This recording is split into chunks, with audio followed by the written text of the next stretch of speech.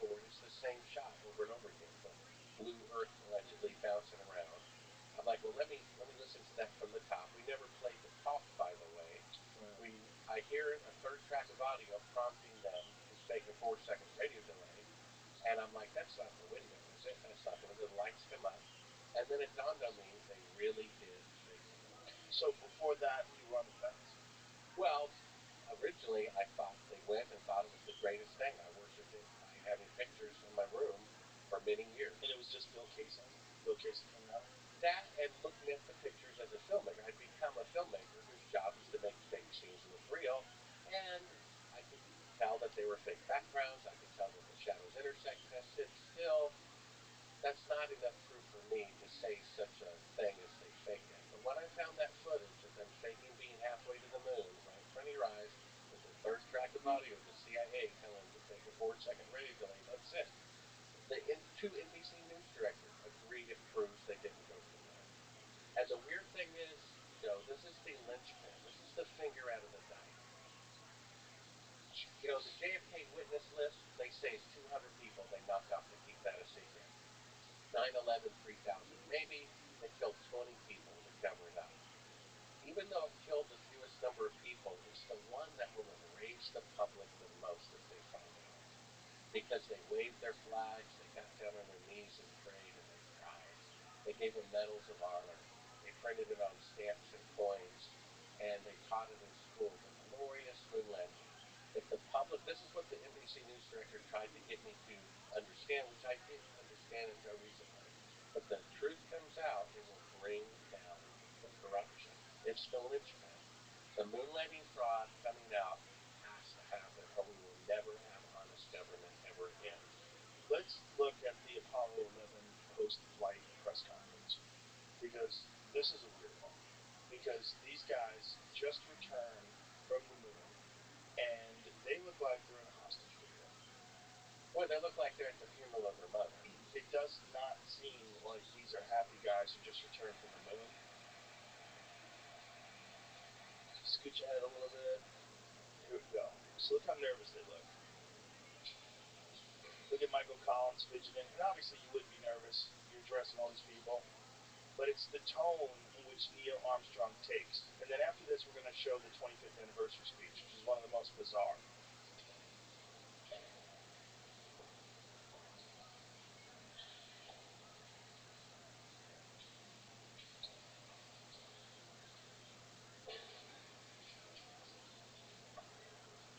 Yeah, go to him talking. This is right. Go back a little bit. Go back a little bit so you can. Here we go. It was our pleasure to have participated in one great invention. An adventure that took place not just on the month of July, but rather one that took place in the last decade. We all here and the people listening in today had the opportunity to share that adventure over its developing and unfolding in the past months and years. It's our privilege today to share with you some of the details of that final month of July that was certainly the highlight for the three of us of that decade. We're going to divert a little bit from the format of past press conferences and talk about the things that interested us most, in particular the things that occurred on and about the moon. We will use a number of films and slides which most of you have already seen, and with the intent of pointing out some of the things that we observed on the spot, which may not be obvious to those of you who are looking at them here from the surface of Earth.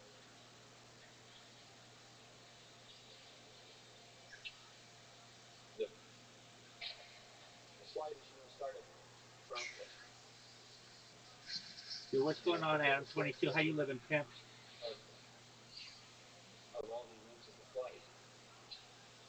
The Saturn gave us one magnificent ride, both into Earth orbit and on a trajectory to the moon.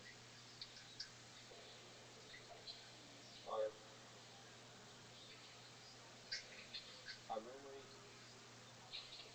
of that actually differs little from the reports that you have all heard from those previous Saturn V flights, and the previous flight served us well in preparation for this flight in the boost as well as the subsequent phases.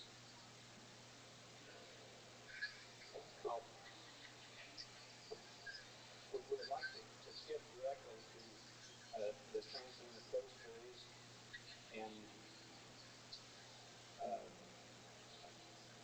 remind ourselves of the chain of events long chain of events that actually permitted the landing, starting with the undocking, the transposition and docking sequence. This is going to go on for a long time. Yeah, one interesting thing to note there, you see the two teleprompters there in the desk? These are the only guys on Earth who know what it was like to walk on the moon, and yet they're being prompted on how to answer the questions. It just looks very odd. It looks very odd. Another odd thing is that Michael Collins said that he couldn't see stars, but yet he wrote in his 1994 book about how magnificent the stars look. And also, he never left the lunar orbiter. That's right. And also, when he's asked about stars, Neil Armstrong says, "I don't recall." And then Michael Collins, to fill in for him, to help him out, says, "I don't remember seeing any." Yeah. Which he wasn't there. They were all three orbiting the Earth, so they had the same experience, but he forgot. So if you get the written transcript of that, see, "I don't remember seeing any," they change it to "Buzz said." You see, lightning strikes twice in the same place. What a coincidence. First a typo that says "Buzz said it" instead of Michael Collins, and then in the video, Michael Collins answered the question, which he'd known nothing about, having not been on the moon. And he gives a tribute to Buzz Aldrin because because they didn't have the YouTube videos back then. People got the transcript. They said, "We need to correct that." Right. Michael Collins wasn't there, right. So they said "Buzz said it." See? Yeah. So they're covering for it. Let's play the 25th anniversary speech, because here's one of the craziest things. Neil Armstrong, first man on the moon, doesn't give interviews, doesn't want to talk about it, doesn't want to appear publicly, becomes kind of a recluse. And you would imagine that a guy who didn't want fame and all of a sudden is thrust into the public light, and that would be a real problem. He probably didn't like it, didn't enjoy it, didn't enjoy being the center of attention, and said, "You know what, I was on the moon, but I'm just going to just lay down."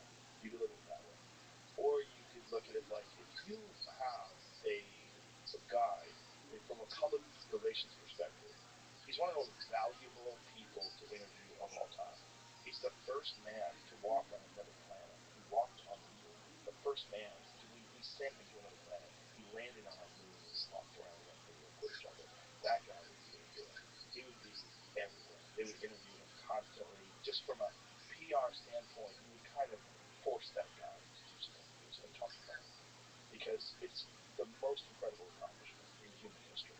As far as what human beings have been able to do, it's the most significant. Tesla launched rockets ever. Put a person on another fucking planet, right? He doesn't do that. He doesn't talk to anybody. And then he gives a speech. So he gives this speech at the 25th anniversary of NASA, and he's giving this speech to is it American valedictorians, high school valedictorians, like some of the best, brightest high school kids? When Clinton was president. Yeah, and so this speech is so bizarre. I've never seen anybody give a rational explanation as to what the hell he is saying, other than he's trying to tell you that something is bullshit. So listen to this speech. In 1994, Neil Armstrong made a rare public appearance and held back tears as he spoke these brief cryptic remarks before the next generation of taxpayers as they toured the White House. Today we have with us a group of America's fast. To you, we say, we've only completed the beginning. We leave you much that is undone. There are great ideas undiscovered, breakthroughs available to those who can remove one of truth's protective layers. What does that mean? What does that mean? I think he's trying to say something. You know, that is one of the most cryptic things I've ever heard anybody say publicly. You can also notice that one of truth's was looking down, except that part he hadn't memorized. Perhaps someday you'll be able to remove one of truth's protective layers about the moon landing. How about that? Bizarre. As he's holding back tears, in my opinion. You know how many pictures there are of him on the surface of the moon, posing as the first man on the moon? A still picture. Zero. I went to the archives personally of Vault. I had the employees that said, find me a picture of Neil Armstrong on the surface of the moon, a still picture. They went in and out, scratching their heads. He refused to have his picture taken. He refuses to give interviews unless the president asks him to. You see, not a single picture. He didn't want to have anything to do with it, and he's testing him. I believe they asked him to participate in the fraud, and at that point he was a nobleman. He said, no, thank you. Then they said, you don't want to induct like Apollo 1 crew, do you? The guy's a test pilot. I don't think threatening his life. Or you could say, if you do this, it's for national security. There's a reason to do this. We're involved in a Cold War. It's a very important thing that we achieve military superiority over the Soviet Union. I think he would have resigned, and they wouldn't allow that. That would bring suspicion. So I think they had to threaten. I think they had to threaten. This is all speculation. That's right. It's my speculation for years of research. This video is not speculation. That's right. I think they most people, again, are not aware of that video. I think they threatened his family's life to get him to participate. Perhaps, but we're just speculating. Yeah, right. But the video, again, that's not speculation. Has anybody ever gone over that video? It's almost up to it's real simple. Anybody ever Neil deGrasse Tyson it? It's simple. This is very simple. We know. Another thing was that you could track the trip the entire way, and that people were tracking it from Earth. Well, that's not true. The only people who have had the capability of tracking it was the American government and the Soviets, who were blackmailing us for knowing that it was fraudulent.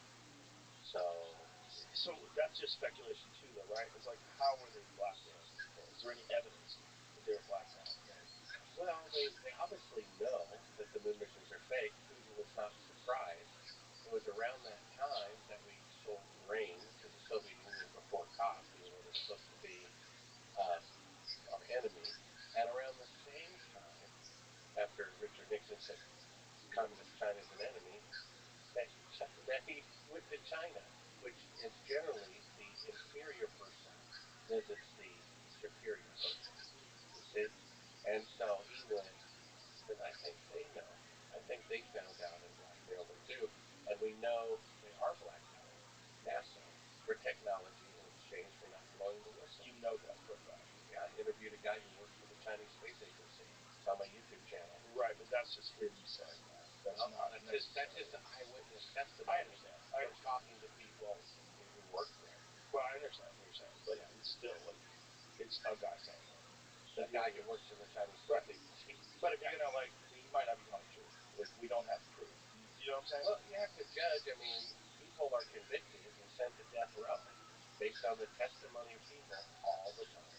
Right, but this is one guy saying something extraordinary, and extraordinary claims require extraordinary evidence. It's not that extraordinary that China would find out about the moon landing fraud, and instead of blowing the whistle, would blackmail as a more valuable tool of the information. I think that's what the Soviets are doing too. We're being blackmailed.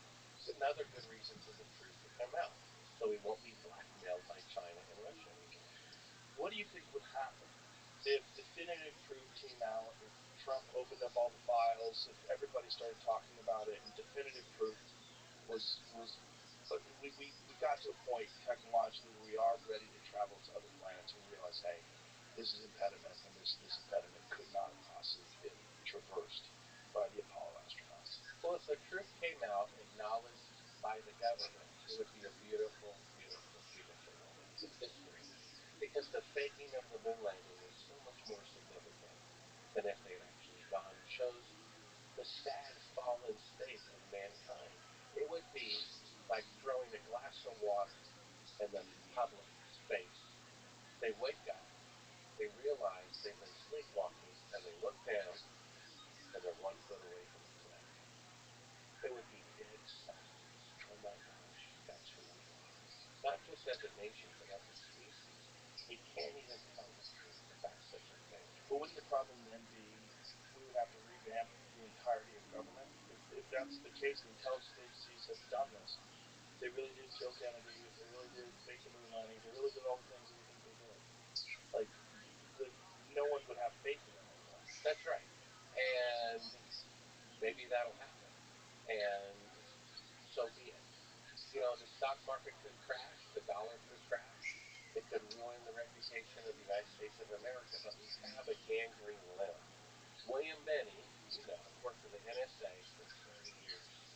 He says the CIA, the NSA, they're spying on the private cell phone conversations of Supreme Court justices to get dirt on them, to blackmail them into voting the way the CIA and NSA tell them.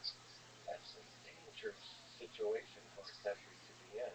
There needs to be a major, major house cleaning. I'm not even sure what would happen. Let's say all the federal government ran on electricity and you could unplug it all with one plug. I'm not sure what would happen to you and me and everyone else's life if we unplug the federal government. I don't know why we can't just have the independent states of America and manage their own affairs, because they are so corrupt. They're killing their own president. They're starting war after war based on lies and fabrications, right? We have so many murders of people that they have done themselves. The federal government is killing their own people, and we're funding it. It's wrong. What they're doing is morally wrong. Our leaders are gangsters. What are we missing? Like, what have we not covered? We've basically done this right now. We're at like 3 hours plus. We've been talking about this. What have we left out? Anything? Well, I think we've covered most of it. We have the fact that shadows can't intersect unless it's electrical light. We have footage of them faking being halfway to the moon. We have the deathbed testimony that I witnessed, who saw them filming Apollo 11 at Kennedy Air Force Base.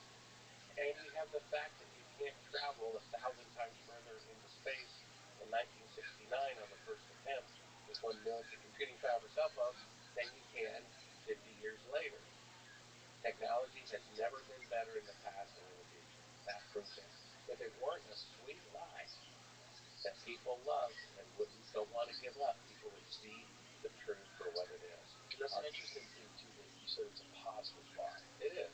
Yeah, it's not a lie like they've got us through a war that wound up killing innocent civilians that we know happened. JFK is dead, and all the people in 9 or 11 are dead, regardless of who did it and why.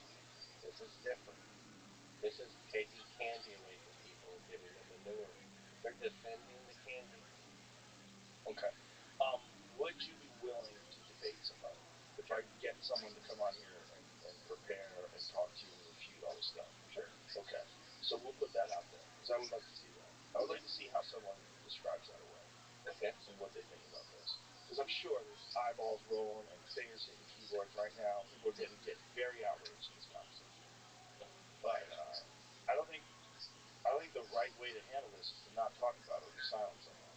I think if you're wrong, the right way is to let you lay out your best argument and have someone refute that best argument. So I hope that at least is attempted. Okay. And you've been at this a long time, Bart. Are you tired of talking about the moon landing? Well, how long have you been at this for? It's a historic importance, because the faking of the moon landing for mankind is more significant than if they'd actually gone.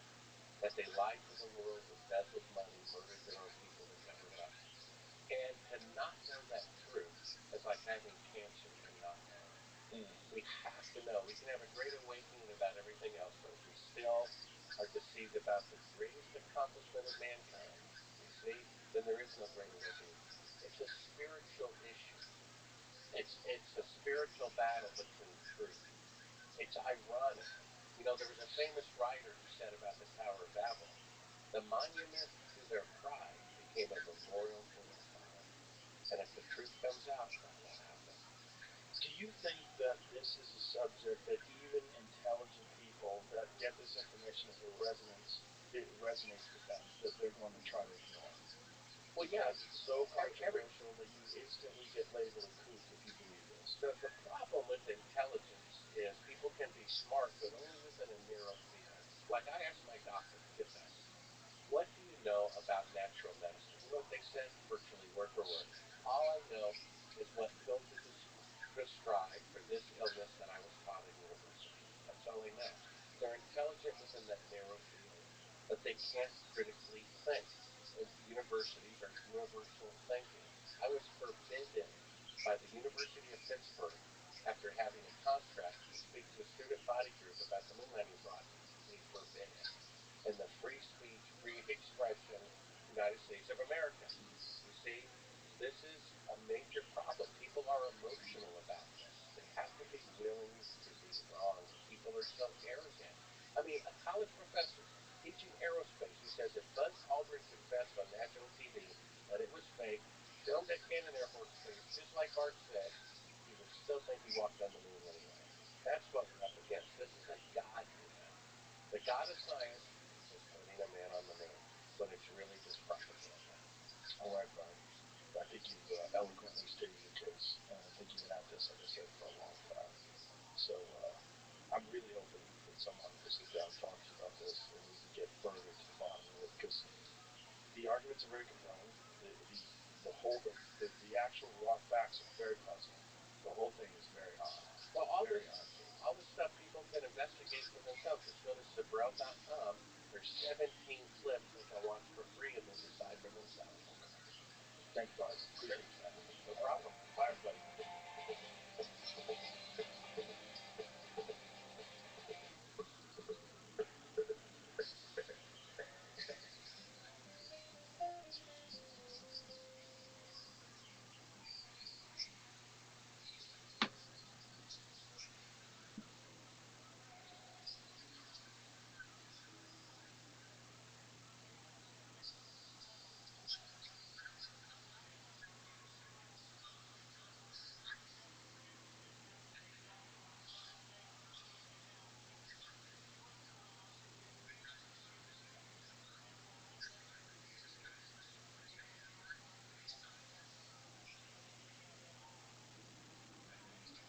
I want to announce some upcoming tour dates.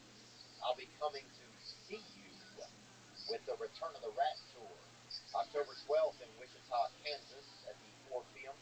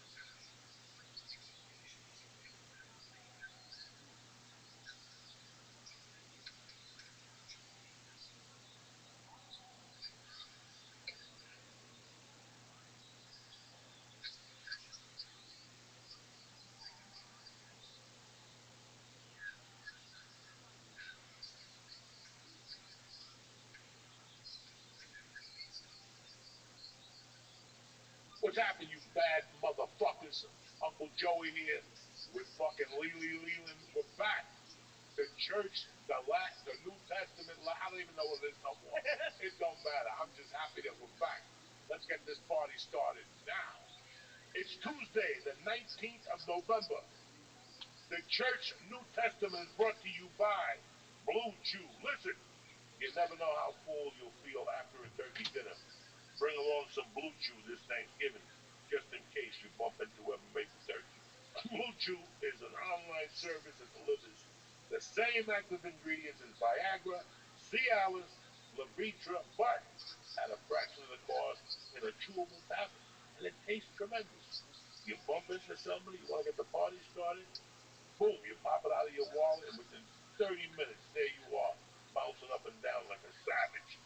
Signing up is easy, too.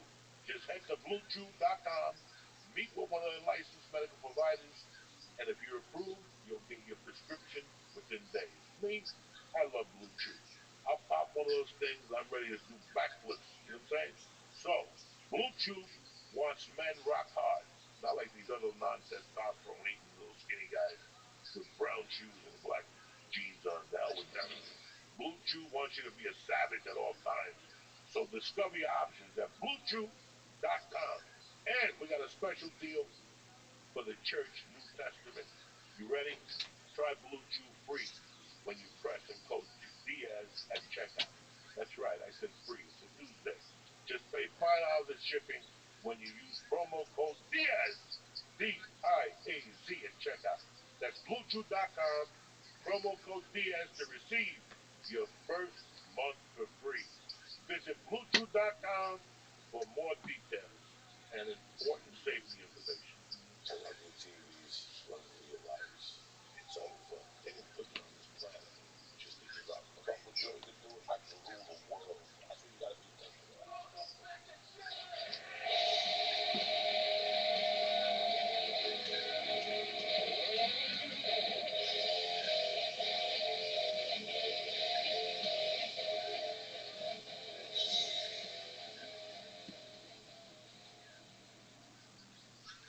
What's happening, beautiful people? It's Tuesday, November the 19th. What up, dog? Dude, it's crazy. It's great. We're here. I was thinking about it when you walked in. When we were closing up the old office, I had no ever idea of us coming back. Never. Never. I thought the chapter was done, but you know what, man? I'm happy to be back. Listen, this is the first week. The studio's still a little bare. We got it up. We told you last week was the last Zoom, and we stuck to our fucking word, and that's all that matters. We're ready to rock here. We're already fucking tuned up and ready to go. Let's talk about a few fucking things. What? I don't even know how to get this thing started now. Is it crazy? It's crazy doing in person again. It's crazy. It's great to see this little guy. For the last couple of weeks, we've been trying to put this together, and I've been taking him to all mile haunts from fucking Hiram's to get a hot dog and you. I gained 6 pounds in 2 weeks. We ain't fucking around here. You understand? You got to work out every day in this fucking neighborhood. So You got to go for a walk. You got to do something. Explain what Hiram's, they deep fry their hot dogs. And not only do they deep fry their hot dogs, they're ready in about 6 seconds. Because every time we get a hot, like every, you order 2, but then you want another one.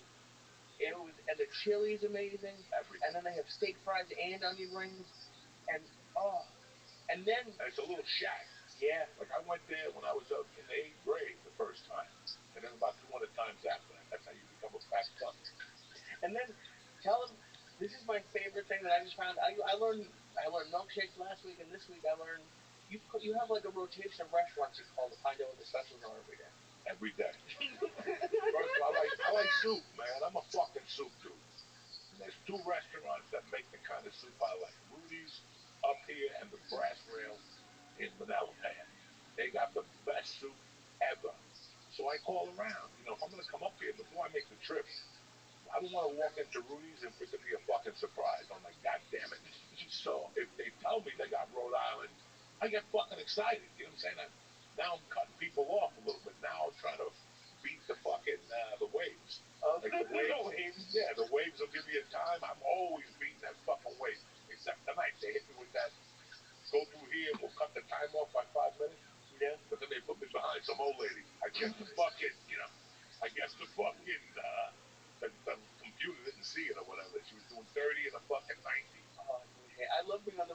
because every once in a while he'll just start screaming at traffic.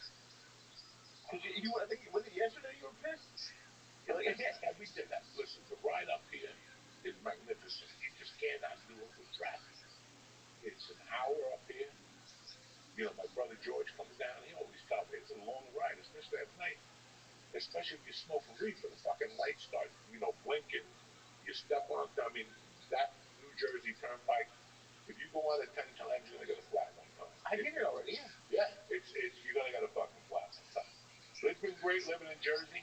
It's been 4 years now. Lee's been out of LA for 4 years now. Everybody went back.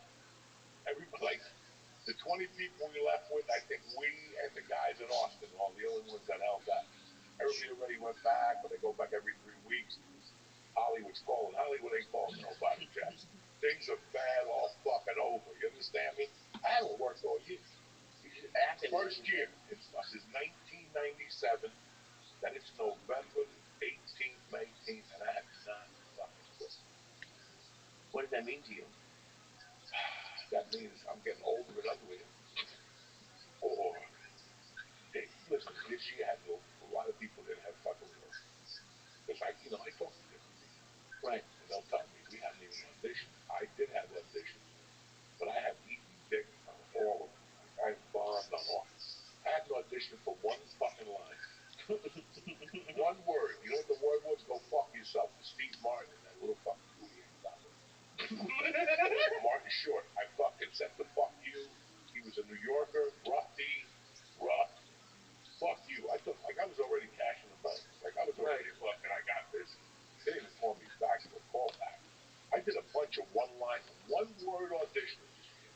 When you do one word and you don't book the audition, that's fucking pain in your heart, Jack. Do you think, like, they could think you're overqualified for something like that? No. The problem is that the strike kills production. And you guys are seeing, they ain't shit on TV. You sit there every night looking around, telling me I'm watching a new show on Netflix. Listen, the show sucks. It does. The show fucking sucks. You sit there. The only thing we live on is the one about the prison with the fucking dude that got run over by the snowplow. Hurt Locker, whatever that name is. That's a great fucking show. I haven't seen it yet. If you have not watched that show, that is a great fucking show. Oh, it's about a dude who goes to prison and comes out and gets a job as whatever for the prison. Like between the guards and the liaison or something on the street. So he runs the prison because he talks to the black dude, he talks to the Spanish dude, he speaks to the people, black people and Mexicans, the fucking triple Z's, those dudes. He talks to all of them. I forget the name of the fucking show. I watched Tulsa King this year. I haven't seen that yet. What's the second Which had some really good episodes. Dominic Lombardozzi was great. I feel bad they shot him up.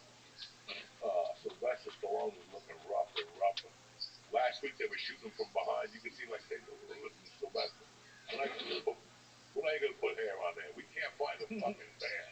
All right, we're just gonna spray paint it a little bit. They don't show a lot of the back of his head, but he's fucking hanging in there.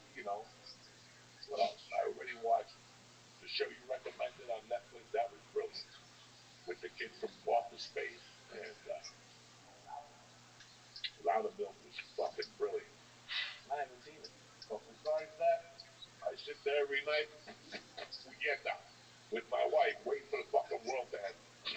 That's why I fucking go out. That's why I eat mushrooms at night, because you just fucking sit there like, okay, so I try to get out of the house till about 8:30. I take my ride.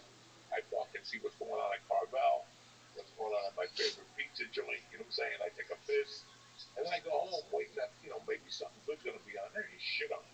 I caught Bullet the other night. I caught the Hot Rocks. It was back to back. The Hot Rock was 1972. I was 9 when that movie came out, and I saw it in the fucking movie theater in the Bronx. Robert Redford is in that fucking movie. A dude robs a fucking place, and he steals a big diamond. He was in prison, so he shits it in the pipe.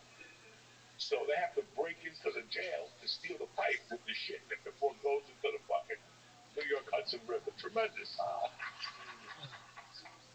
We're back, cocksuckers. What? I love it. We got a little cave between you guys. It's beautiful. It's got no heat though. So when the winter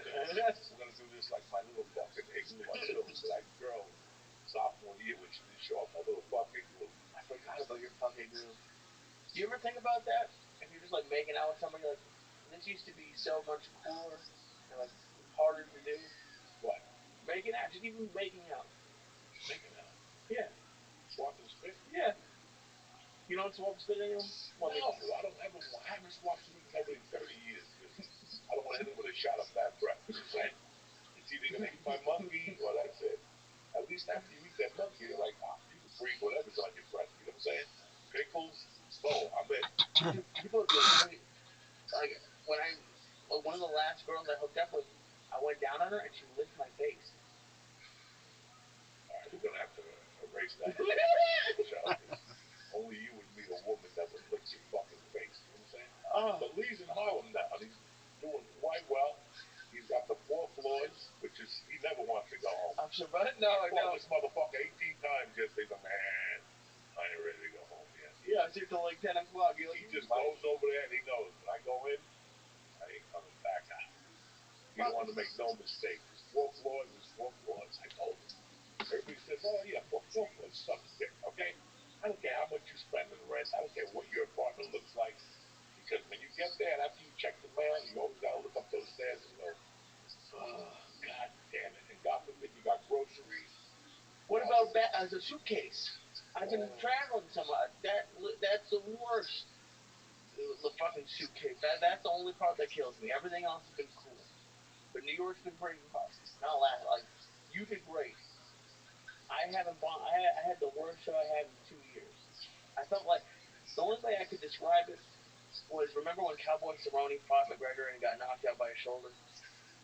It just wasn't his night. Yeah. That was how I felt. I just was getting knocked out by his shoulder. Cause like it was, I couldn't blame anything. It was just the worst. Sometimes you just blow people's minds.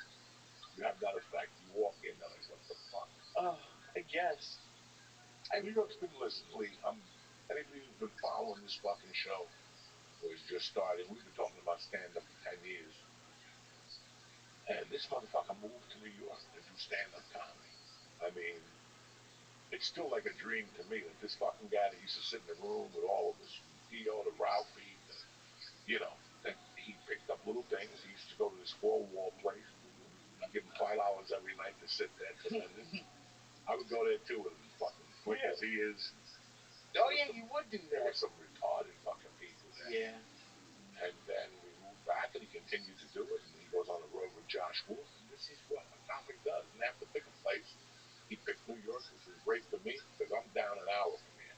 Right. There's no way I'm coming up here every fucking day. But even tonight, now I got the option if I want to go into the city real quick when we go over to the stand. I go and come back as long as you get on that. You got to beat the Lincoln Tunnel. Close to 12 or something like that. You got to beat the Holland Tunnel. Something crazy. So the ferry closes. The ferry shuts down. So now I got to take an Uber, whatever. But I don't know. We'll see how we feel after the fucking show. We got a couple things in this.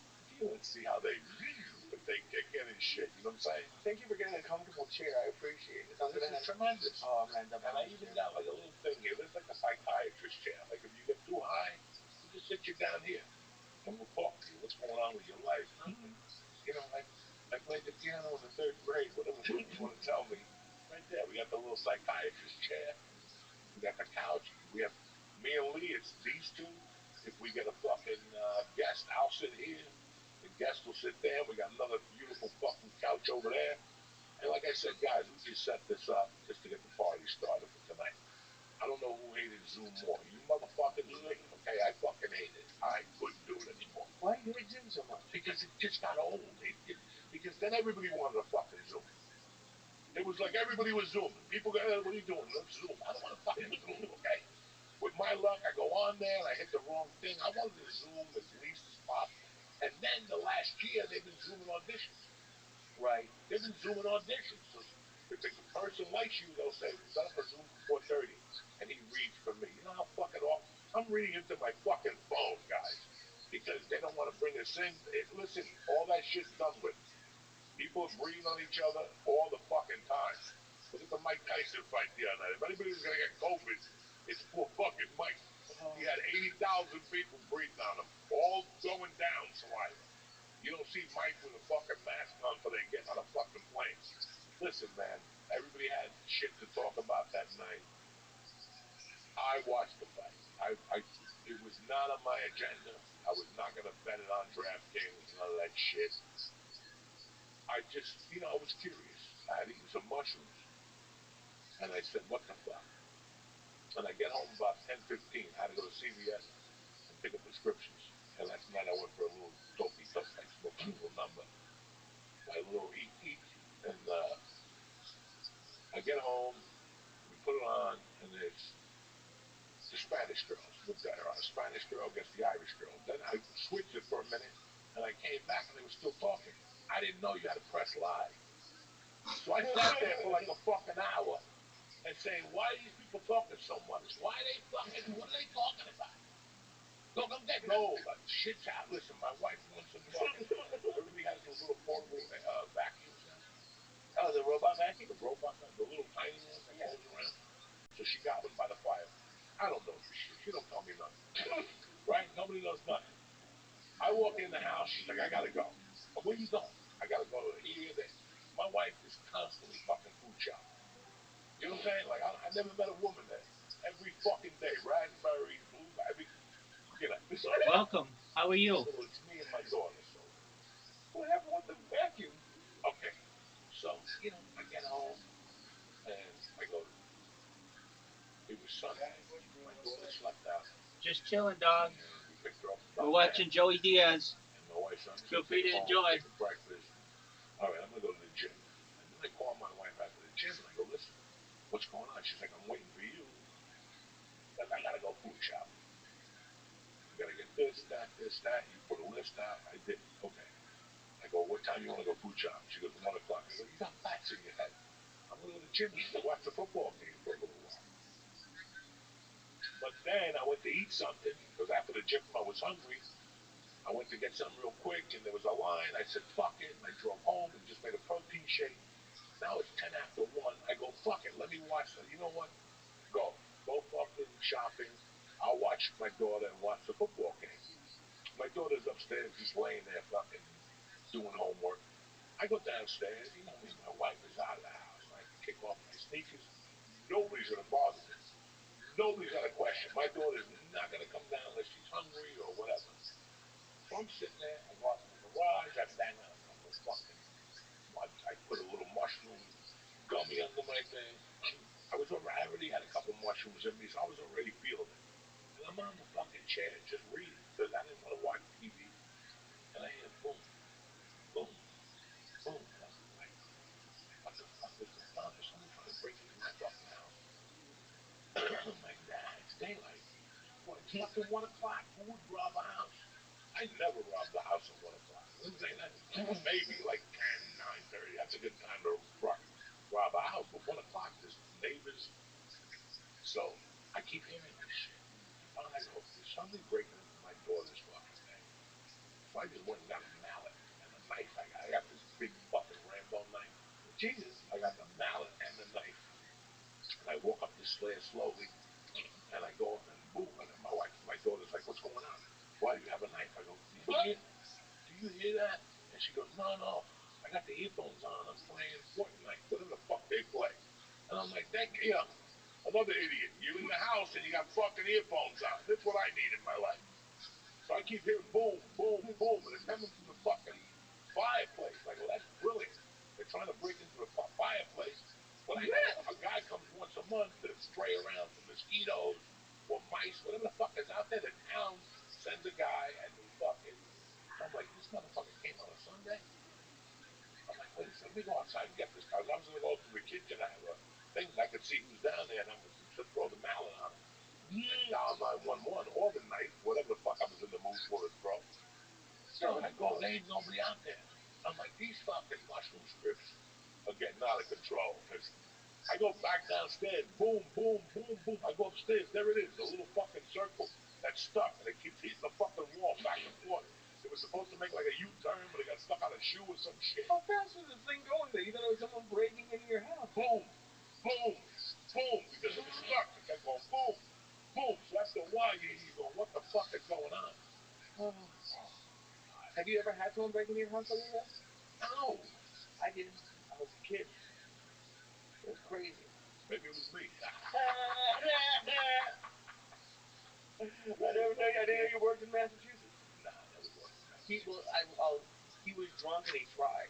He ripped the screens off of off the porch, and he took a piss, and then he gave up. That was legit. They said like he tried the garage, and we had my dad was crazy. He had those floodlights on, so as soon as you stepped, like you could see the whole yard. Yeah. And like that's what I woke up to is him ripping the screens off of the screen. And like his excuse was he thought it was his house. So I don't know why he was ripping the screen off of Did they arrest him? Yeah. They give him time or they gave him like probation? I didn't follow it. I was like 6. He usually got on the corner. He scared me. He was playing with Mickey Mouse. I was fucking passed out. That's fucked up that something like that happened. It's happening a lot in the areas where people are getting home invasions. Yeah. Speaking of home invasions, yesterday was 36 years since I home invaded that poor bastard. He's probably getting flashbacks from yesterday. I feel bad for that dude. I still call him. I still call Ken. I'm thinking of calling him tonight saying, hey, bro, how you doing? But he's in New Mexico. He moved to Taos or something like that. So he's not in Tucson no more. Do you think about it as it leads up to it? Every year, like I said it on stage somewhere, November's like my bad luck month. My mother died, I quit doing coke, and I kidnapped Ella. I have like 3 anniversaries on fucking November the 8th, the 15th, and the 18th. And I'm done till next year. I don't think it's shit till next year. That is fucked up how they merged it. It's over now. Yeah, that's it. That's it. 36 goddamn years. Wasn't that what they were originally offering you? 36 years? Or they threatened you with? No, they hit me with a charge. It's called crime of violence. Crime of violence, if you take it to trial, crime of violence means times 2. So whatever the jury gives you, you automatically got times 2. That's why I didn't even consider going to fucking trial because I would have just been getting out. I would have started a podcast in there. Called How to Cook on the Fucking Iron. How to take a shower in your sink. They people doing that on Instagram. Have you seen that? What? Like just in prison. They show you what the food is that day. They show you their little setup. Some of them have some good setups. They got great setups. They're like the Cubans. Cubans could fucking. But who do you have to pay off to leave? Like they have like rugs, a whole TV. Like they have a flat like a TV, not like a prison one. No, you got not the black and whites no more for $29 a month. No, you could bring them into your cell. Now they have those medium prisons. Here's what happens. Okay, I get 22 years. Right? You get 8 years. You come in. You got money. You buy a chair. You get some of your Arabian friends to send over a carpet to you. When you get out, who do you think you give the carpet? Like me, because I come a long term. So everybody gives me shit. After 10 years, what happened? I have to go click something. Keep going. After 10 fucking years, you have a ton of shit in your apartment. Especially if you do like 40 years, you got everything. Ukuleles, bongos. Everybody leaves you something. You know what I'm saying? Like, they don't want to remember that. Who wants to remember that shit in prison? Nobody. Like, that's the bongo I had in prison. I don't want to see that motherfucker. I think I threw away everything I brought home. Socks, underwear. That's bad luck.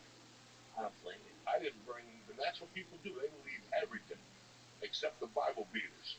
They leave with the Bible, like God, and all of a sudden you see them walk the fence, and they see a liquor store, and they throw the Bible up in the air. It's over. That's how quick religion works in the prisons. So all those little jocks that come on them, the Lord said, listen, the Lord didn't save you. All you need is a cocktail, you'll be right back doing what you were doing. Cocksucker, don't be lying to me. I can imagine 36 years later. That's crazy. To think like. Think of those people that do 20 fucking years. No. Think of those people that do 20 years and they come out and everything's different. Your wife, your kids, you come out, you don't even know how to use a computer. You don't even know what an ATM is. Yo, what's going on, Pimp? Yo. How you living? Everything wasn't here. What's good?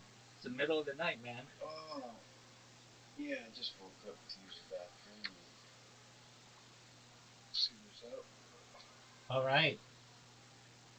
Well, Joey Diaz has a new podcast. He's got 5 of them. We're going to plow through these bitches. And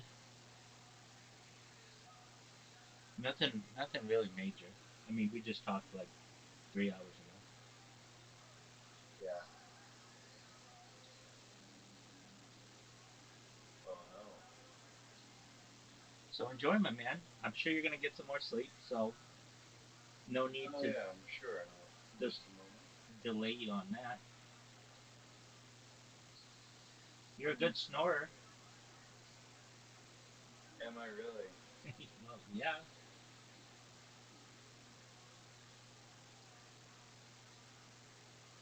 I must have been pretty tired. I usually don't snore unless I'm like exhausted. Yeah, that can happen. Oh.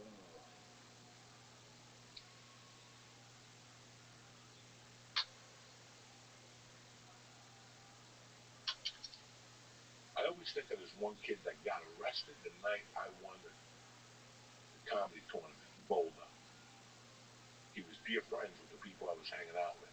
He robbed a suitcase from a Kentucky Fried Chicken, thinking there was a bunch of money in there. And there was about $500 in there. And they came and took them. That was no December 18th of 1991.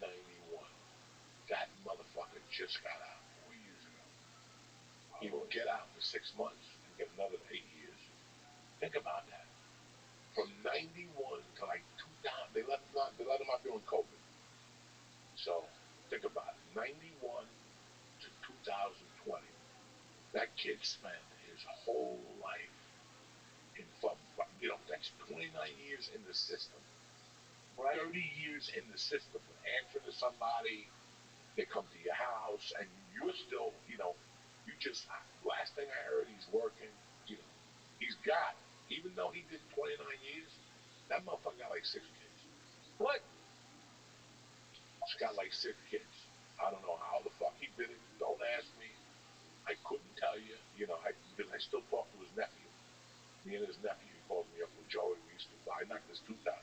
When he was a big kid, we're playing football in the yard. He tried to he was like 10. He would play football. He's a tough motherfucker. But I would always hit the ball from his hands. Like, right. Fumble. And he'd yell, you cheated, you cheated, you cheated. So even today, when I talk to him, I go, you cheated. Fuck you, motherfucker. I never cheated. How did he knock his tooth out? His tooth was loose. Okay. And he came into like my fucking stomach or something, and everything fucking fell out. One tooth. His dad was laughing. His dad was there. He was fucking dying. 6 fucking kids. 6 kids, and he went to jail for 29 fucking years. Because every time he got out, he spermed up some chick, and then he went right back in there like fuck child support. And they would come, bring the kid on visitation day. Fucking every month, 2 different bitches would come. Bring them Nutter Butters, maybe a carpet. You know what I'm saying? That's what they do. If he retired, and there's women that like that shit. There's women that don't mind you going to prison. They don't got to deal with you. They'll fuck some old guy for money and then send you $20, and they're happy. They show up with their hair done, their nails done. The husband's like, "What's going on in here? You looking good, bitch? Yeah, I got a job. You got no fucking job. You sucked at somebody's pipe." And he had dog. I went to jail with a dude that was filthy rich, and he had 7 women. He had 7 kids with 7 different women. How old was I when I got locked up? 25, 26. He was 26. He was a fucking stone cold crook. And they brought coke into Colorado from LA and shit. And he got nailed. That dude had 7 motherfucking women because he bought them all cars. And they all had kids. Before they got a car, you got to give me a kid. You know what I'm saying? That's the way this works. There ain't no ring in my relationship. I'll fuck you, I'll get you a car, and then that's it. There ain't no ring. But he would buy him tremendous cars. He would buy him like Subaru, like the fucking sports car that Subaru made in '88 was the SX or some shit like that. The other one had like a Mercedes convertible. This guy was banking. Did you ever have anyone? Were you in there long enough to have like anyone hit you up on the prison pen pal and stuff? No. What do you mean? No, they have a whole thing. Well, yeah, I know. With a bunch of chubby women that fucking haven't seen a dick in 22,000 years. And the only women? There's no guys who just want to hang out? Like, yeah, that's what I want. Letters from you telling me how exciting your podcast is. You know what I'm saying? That's what I want. Are you fucking kidding me? Hold on 1 second. Let's take a minute here. Rap Kings wants to talk to you about Big Six. We'll be right back. beautiful people? DraftKings is back at it. You ready? I know you love watching the NBA. So do I. But if you want to get even more into the action, you got to try Pick Six from DraftKings, an official partner of the NBA. Pick Six lets you select two or more plays, then choose if they'll have more or less of a certain stat during the game. It's that easy. You can bet on things like points, rebounds, three-pointers, and more. Then watch the game and see if you still got it. Get ready to have a blast this NBA season with the Pick Six. You know, Doug, if you have a second and you're bored, not necessarily now, look at Dane Cook's Instagram. He posted some amazing footage um, of the drones in Beverly Hills. Oh, really? Yeah, when I've been taking a look at least once a night just to see if I see anything, and it's just like there's a street lamp that kind of distorts everything, makes everything look pretty light. Um, but Yeah. I kind of still with some kind of hope that I might see something. But he got really clear footage. Take a look at it, and it's hilarious because it's Dane Cook, so it's like he's doing like commentary in the background. Yeah. And for the first time, Pick Six players, check this out. I'll New check that out in the customers morning. playing Sure thing. pay a If you fee have a of link to $5 it, and if get you could send 50 it in to Pick me. Six credits. Again, Sure thing. No, new no worries, players, I'll find it. $5 and get $50 in Pick Six credits. Download the DraftKings Pick Six app now and use promo code Joey. That's code Joey for new customers. Play 5 and get 50 and plus 6 draft picks. Only on DraftKings Pick Six, where the crown is yours. Now go have a good time.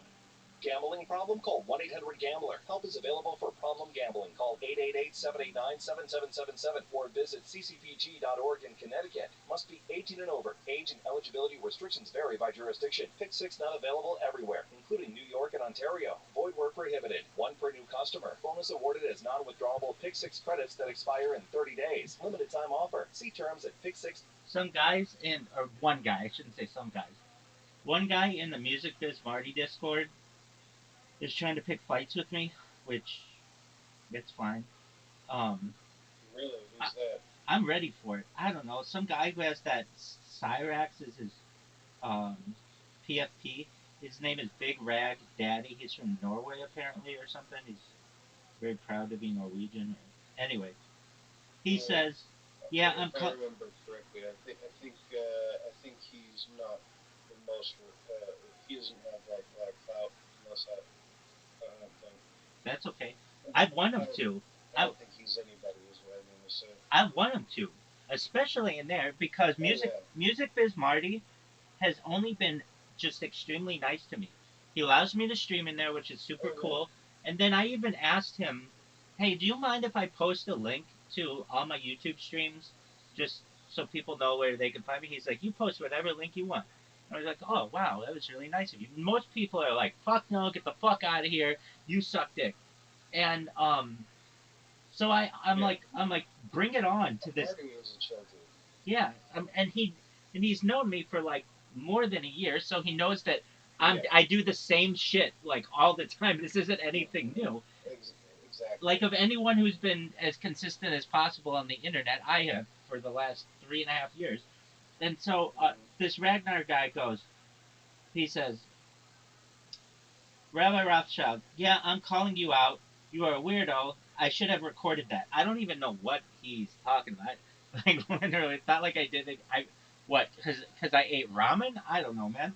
He says, "Bro's just sitting all gimped up with the projector in the back. What the fuck? What the fuck is this?" He says, "Please don't whip your cock out to anyone that joins. Good night, fellas." Like, I don't do that. Okay, so then the Hamburglar, who's amazing, I didn't even see he said this. He's the greatest and most streamed person of all time. Shout out to the Hamburglar. You're amazing, dog. And then Ragnar says, "Bro is gimped up. I called him out like, what the fuck is this?" And the cam went off, which I don't think it should have, but okay, fine. To be fair, I'd do the same. Man seems to be onto something. Maybe, just maybe. Anyway, you distracted me. I'm out. So I just tell him, "Cool story, bro," because like what? What are you? What? Yeah. What are you even saying? Okay, And then I just told him watch me from all my streams, my G, and but like little by little, I start to build a little bit just friends there, which is super cool and Yeah. really nice of Hamburger. There's this guy. So I really judge on how good my strategy is with just being in a bunch of discords by when I go to sleep and I awake, how many new friend requests have people sent me? And if I get 2 to 3 is average. If I get 5 or more, that's good. Something happened, or maybe I joined a new Discord or whatever. This one guy sends me a really nice message. Um, he's in the Wall Street Bets one, and he says, "Hey, sup, dude? You don't know me by this username, but I'm part of the VC crew on the server you were on today. Saw you were there and wanted to add you while I had the chance. Hope everything is well with you. We don't use that server anymore, but the group is still very active.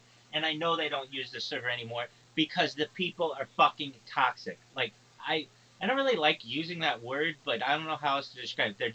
They're being like assholes. I guess is the old school way to say it. So what they do is just like as they say, a few bad apples can ruin the whole bunch, and then nobody wants to be in your Discord anymore. And the the Wall Street Bets ones are just incredibly toxic. Of people, I mean, I read you that one long paragraph a few days ago of some guy who just kept calling me like homophobic slurs and all these other things. It's like, dog, you don't even know me. Like, you have no idea what I do, and I'm the last person on earth to whom you want to do this because here I'll talk about it and everyone will fucking know about it from now until the end of time, and they know your username and everything. So, um, anyway, I my little bot. I was really surprised when I awoke this evening that it was still fucking streaming in there, like 100% as much as I wanted it to. So that's good. I've been banned in 2 other discords, which is no big deal. I mean, shit happens. It's just what happens to me. It's almost better when they ban me because then I just move on to another one and then stir up and shit in another one. Um, the one the so the one was the the That's cool that he let you know where they went from. yeah. Well, so I messaged him back. Thank you so much. They can be very mean in there. I would love to be friends with you. What server do you and your friends usually use now?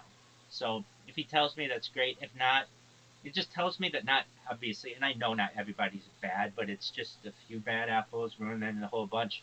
Um, and and I can tell because I was in this Discord like maybe 2 years ago, and then again like a year ago, and they would get a ton of people in there for real financial shit. When the markets would open, everybody would go in there and they would talk about markets, which is what you're supposed to do. And I don't have much to add to that because, frankly, I think the whole thing is rigged, so I don't really get too much into it. But what I can do is stream the market so you know if it's up and down and all that other shit. That to me adds value. So, but they used to get like there would be no one in there for most of the day, and then when the markets would open, they get 30, 40, 50 people in there, and they'd all watch the markets and do all that, you know, interesting stuff. And but now I notice it's not the same. The only people who are in there are these two same toxic guys, and I kind of feel like we can find better. These guys are gonna just be such douches. The one guy I really asked him straight up, why don't you like me? And he's like, I don't like LGBTQ plus people. I'm like, dog, I don't suck dick, man. I fucking rail chicks. If anything, I consider myself the plus because of transhumanism. And if I live for like a million years, I don't want to say that I'm not going to have sex with like a billion years, and I've had sex with every chick on Earth. I would perhaps experiment with an extraterrestrial. I'd perhaps experiment with an animal if I had its consent using telepathy. Like, I'm talking about shit that like nobody else is talking about. And then perhaps, I don't know if I mean it's like if there were someone who was like I don't know, they're born with both chromosomes or whatever, they're like XXY and they were super hot in a million years, yeah, I might consider it if I fucked every other chick on earth and I get bored. I mean, basically, that's kind of my theory. And people may say, well, that's not realistic. You don't want to close yourself off to anything. Exactly. And in reality, I'm I want to I'm an advocate for transhumanism, not transgenderism, not cutting off the genitalia of children. All of that should be done by consenting people, in my opinion. And um, and and like frankly, according to the law, you shouldn't be able to consent until you're of the age of maturity. But once you're there, if you want to have a circumcision, you can do that. If you want to have female genital mutilation, you can do that. Male on yourself, do whatever you want. I don't care. I'm not gonna get in the way. But until you can, but that's only until you, if you cannot, that's only if you can consent. If you can't consent, then I don't want bestiality. I don't want male genital mutilation. I don't want female genital mutilation, and I want to end some of these practices. But anyway, I tried to explain to this guy, dog, I am of anything the plus. I don't identify, certainly not as gay.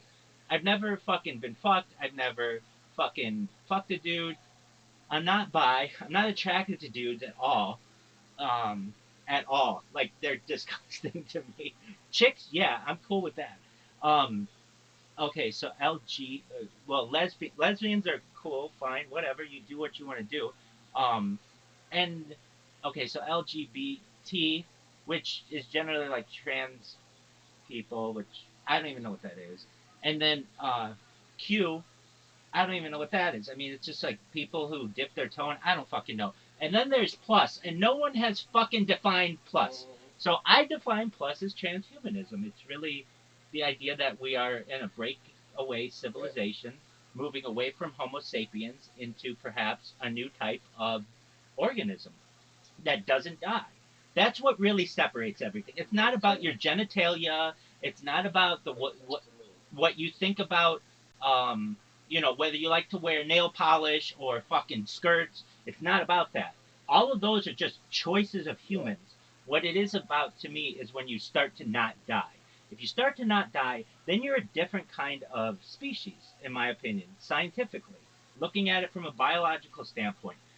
And when that happens, then you have to open yourself up to all of the different options that are out there. And, in the future, there's maybe the possibility where a lot more options exist. So I don't want to close myself off to anything necessarily. Well, because of that, I get labeled all these things, and it's like, okay, I get it. But just because one guy doesn't, well, two guys, I should say, don't like me, I have to put up with that shit.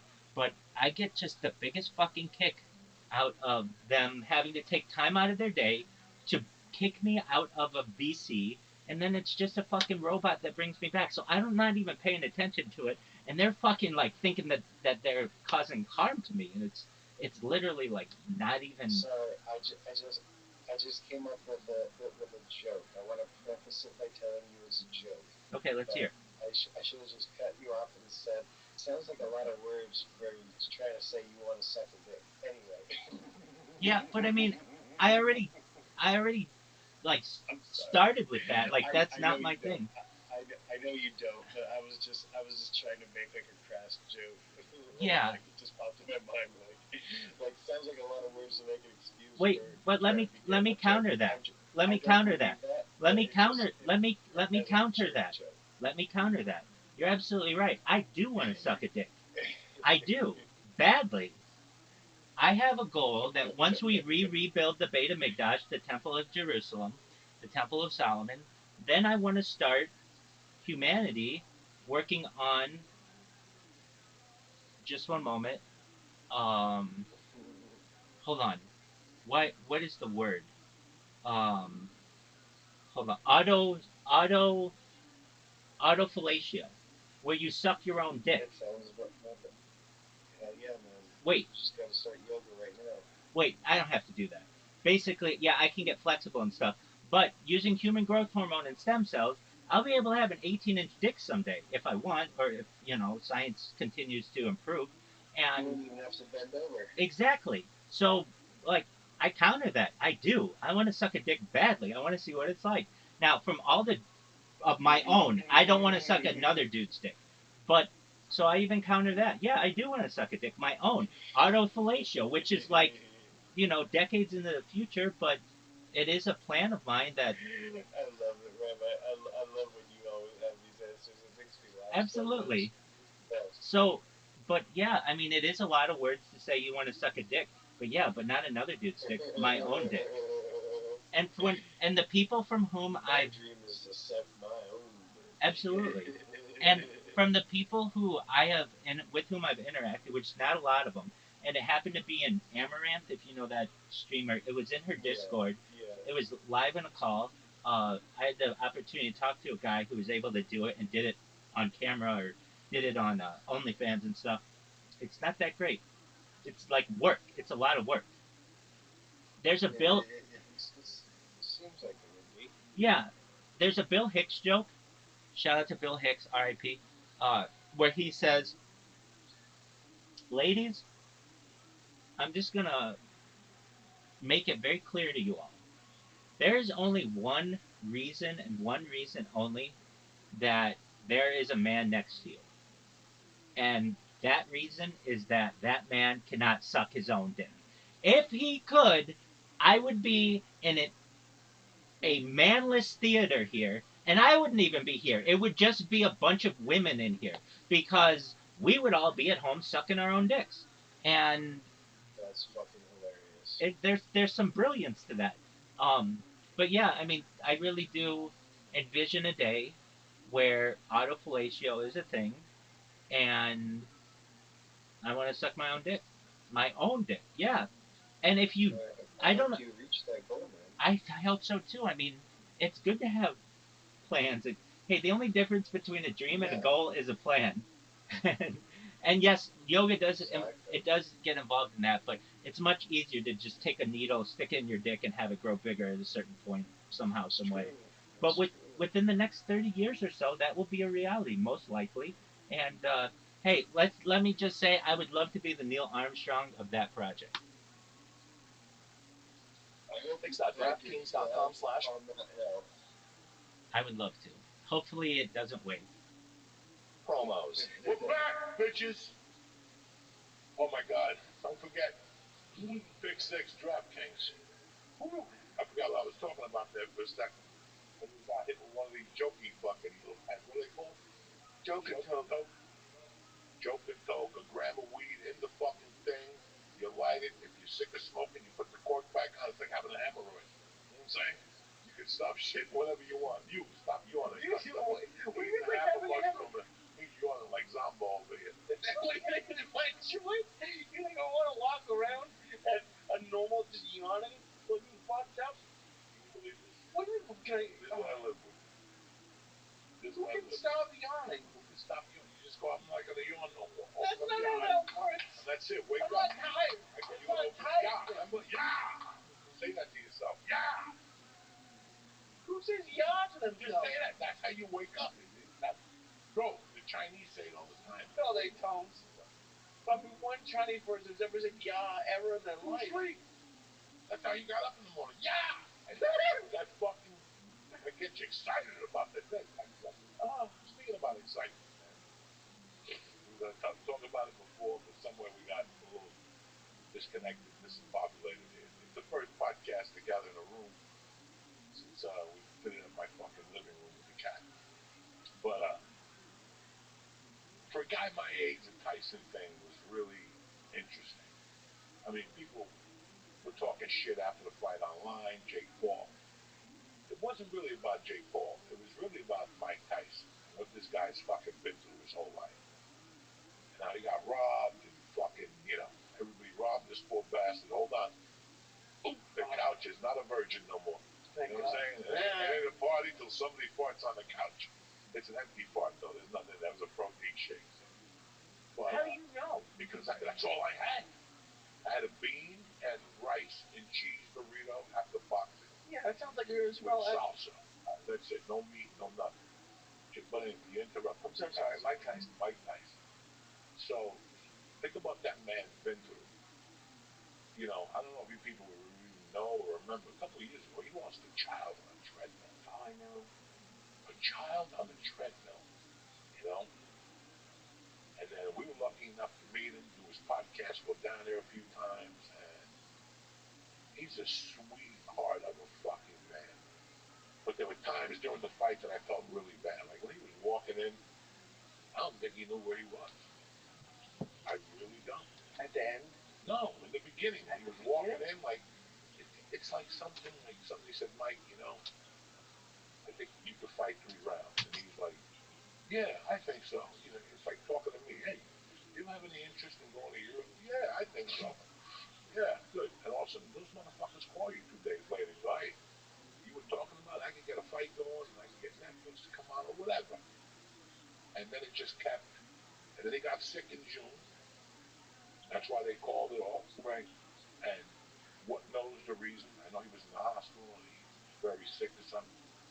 And then now November, whatever he fights, you know. And people are talking shit, but then it's like anything else anymore.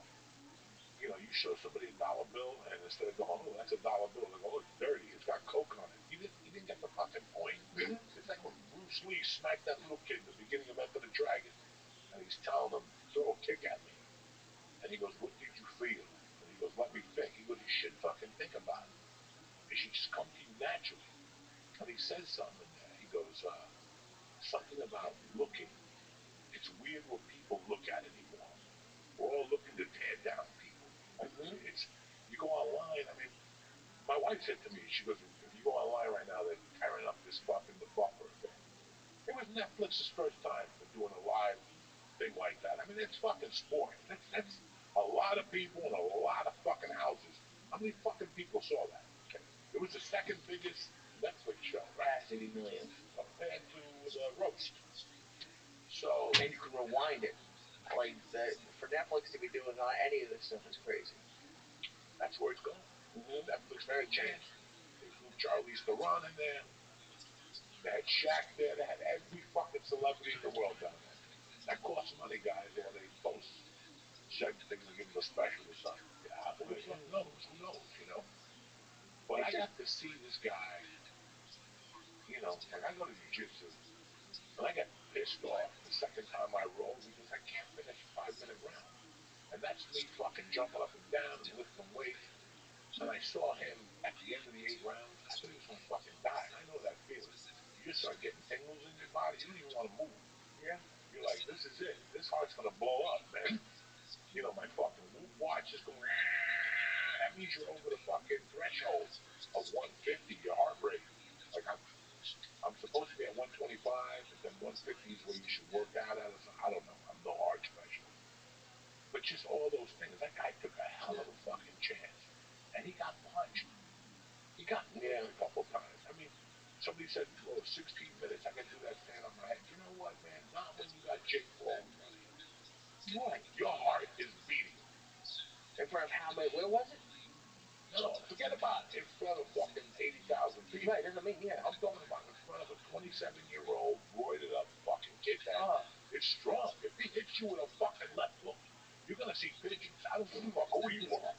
You know, he's a strong fucking kid. Yeah. He hit Tyson a few times. And if you watch the replay when he would hit him, Tyson would get hit and then block. Guys, when you're fucking after 45, you're taking a big chance because your reaction time is slower. I mean, I don't know. Anybody see Aaron Rodgers play football lately? He's not the same guy that we saw in Green Bay moving, dodging. You know, you could actually start to see the aging. Nothing bad about it. This is all ball. Most guys would just go home. Okay? For you and your look at fucking Brady. Brady looked fucking great. Look at this kid with the fucking kid that plays on his team now, LeBron. Oh yeah. LeBron spends $8 million a year on his fucking body. And it worked. And you see it. You fucking see it. That's what you need to be a high caliber athlete. Well, Mike Tyson's 58 and he's in LA. He was trained by Rafael Cordero and he's in the land of fucking supplements and sun. Nothing could have helped him go. I mean, he's probably on testosterone. If that helps, you know, or human growth. I don't know what he was on. Welcome, He Jake. had to be on something. Hope you're living like a pimp. Oh my god. But What else, dog? that he was he not going to We're just Harvard watching until Joey Diaz. 58 big round of A long time. Shabbat shalom, my friend. Yeah, you can do that with a bunch of guys. I can do that standing on my head with a bunch of guys. 2 minutes, take a breather, take a hit off a joint. But you got a monster in front, right? And every time he hits the body, that takes away from your breathing.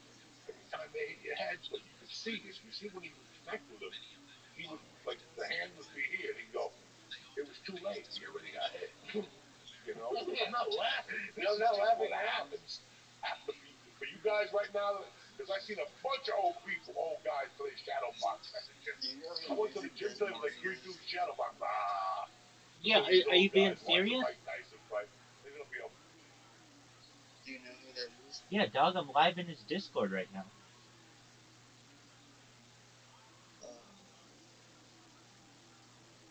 You need to send me a link to his fucking server. It's just discord.gg/music biz Marty. But I want a server invite from your end. Okay. It's only right. I don't know why that's true, but just a moment. Because it would be a better for you. Just a moment. You're making me do work. I get it. You're not putting fucking laptops in front of me. You can't share one link. No, dude, that's a lot of work. Just a moment. For anyone else, I tell them go fuck themselves. But for you, Jake, check your inbox. You should have it. Why did you ask me if I know who Music Biz Marty is? Because he likes to wrangle up people. Yeah, I mean, how do you know who he is?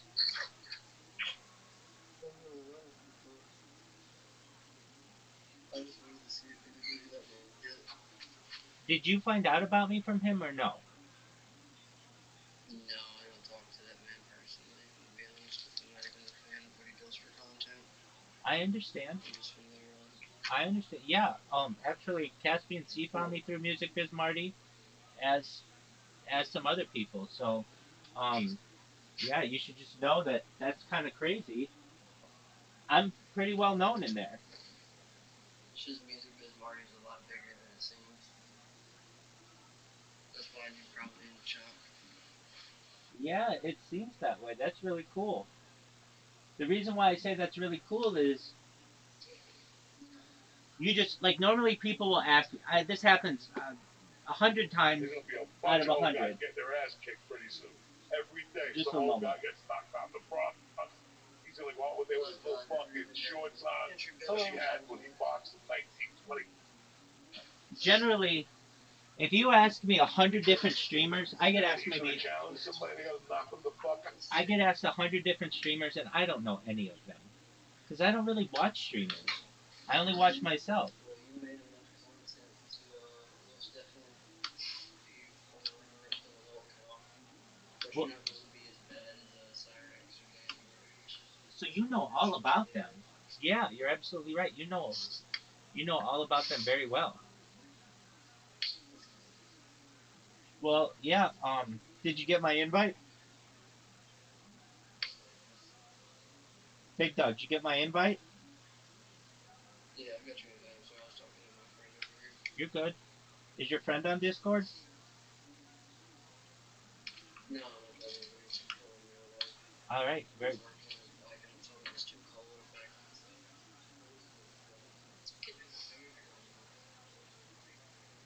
All right, well, enjoy, my man. God, trust me. Take a ride this week to your local parks. Not in Colorado. It snowed like a motherfucker. But take a ride to your local parks. You're gonna see one old guy fucking shadow. I saw 3 of them in the gym today. I'm not fucking kidding you. Have they ever asked you to ever do one of those celebrity ones? No, and I would never fucking do it. Why would I do it? I know who I am. Fuck, I got a bum fucking knee, right? I got a fake fucking knee. I got a whatever. You see me here. When I go for the court, I fucking almost tumble over with this fucking thing. I go to fucking Pilates once a week. When I understand I'm all right. You know, I do it all. But I know I don't have my lungs, they're done. 30 years of cocaine, 50 years of smoking dope, something's got to fucking, some tube in there ain't working like it used to. Because every time I get excited, you see I gotta go pee. I pee 80 times a day, dog. I landed, I had to pee. I pee right outside. I don't even have time to walk down the stairs. It'll blow out of me at this age. Really? Yeah, it'll blow out of me. I got paper towels. I got water in the car. I got Lysol wipes. You know how many times my thing blows up on the turnpike? I can't even take it no more, dog. I pull over to pee, and I don't even give a fuck. I just make sure I'm not close to a school or a girls' school or something. Like I'm close to like a factory. I feel like that's They'll good. get you for that perversion shit, for that showing your dick to kids. Yeah. Just because you're peeing in the park that nobody's around. There ain't nobody around except the tree. If the tree's not fucking 18, what the fuck? You ever ask the tree? No, but you know, if you cut the fucking tree, every line in the tree is how old the tree is if you read. Right. You didn't know that. I knew that. No, you don't. Oh, Israeli people don't know that shit. Indians know that shit. I haven't run into that. I've almost shit my pants a couple of times. You ever peed in bed? I peed the bed. I was How talking many about it times today. as a Dude, kid? a million. I peed the Okay, bed till I was remember what 12. your mattress looked like? Have Yeah. one circle. No, they That's got. the inside of a fucking tree, okay? All little circles, and then as you get older, you get the cum ones. It's just a little puddle. You can see that there's a little fucking leaf growing out of it. You know what I'm saying? Well, your cum leaves some stains? Not lately. I don't know. These are jokes. What do you mean you leave this jokes? These are jokes. I was still thinking about that. I peed the bed till I was 12. And I didn't, after the first time I had the rubber mattress thing. I'm surprised you have a rubber mattress now. You I haven't peed in the bed in a long time. Remember they used to make excuses to fucking pee in? Like, oh, Well, yeah, we didn't want to pee. We were asleep. He must have saw fire before he went to bed. Really, he saw fire every fucking night. You know, they always had it. Oh, you drank too much water. I used to. I peed the bed a month ago. But I didn't pee the bed. Listen to what I did. I went to get up, but I fell asleep sideways. So I just peed. I didn't even know. I had no idea. My wife goes, "Can I talk to you about something?" What? She look at the side of the bed. The other side. And the pee came out of the side. My dog, I'm telling you, I take so many pees at night. I get up. Some nights I kick the cat. Fuck, it's brutal. So I pee, dog. This is what it is to be 61. I fucking pee and I drink. I drink a lot of shit throughout the day. So it's got to come out. Holy shit. So you like passed out and you just kept peeing? I guess. I don't know. There was a comedian that got so coked up one day. He went on stage and he pissed himself. Oh. Until this day, he said he didn't even feel it. It was pee coming out. How much coke do you have to do not to feel the pee coming out of your fucking dick in front of 200 people? And they're like, what the fuck is going on? I feel so much better now. Why He do you pissed feel so much himself? better now? Because I've never peed myself on stage. Thank God. Holy shit. Who was the guy, I was thinking about him, who like laid down and started doing his material? Like he was on coke or something? I don't know. I just have this image of this guy lying down. There was a couple guys that lived down. I don't fucking know, man. I'm all confused. I got my own problems. You know what I'm saying? I can't even do 45 minutes. Shit. You know what I'm saying? I'm too old. I did 40 last week. I did like 37, 38. It wasn't my best show, guys. But guess what? I'm coming back. My mind is starting to come back, and that's all that fucking matters. And I've been writing a lot lately. Yeah. And it's not funny. I know it. I can tell you right off the bat. That ain't funny. But I also know that that's time. That's time served. Right. That's what I know after doing comedy for so long. I'm going to have 10 of those pages with nothing. And then I also write in a fucking journal. So I'm going to have 10 or 12 of those pages, but then one day it's going to come out. Yeah. One fucking day, one thing, and I'm going to grow with that. And that's what happens. You just got to stick to that. You got to get the muscles back. If you don't write every fucking day, and I always write something in my head, you know that I'm always thinking, cracking jokes to myself. But to write a joke and to space them and put them together where you want, that's a different fucking animal. And you can tell on paper if it's funny. I could listen. If I'm writing at that level, I'm also getting fucking stoned, right? And I gotta make myself laugh. Like that's the whole thing. You have to put the fucking pen down and go, oh my god, what do they say when they hear that?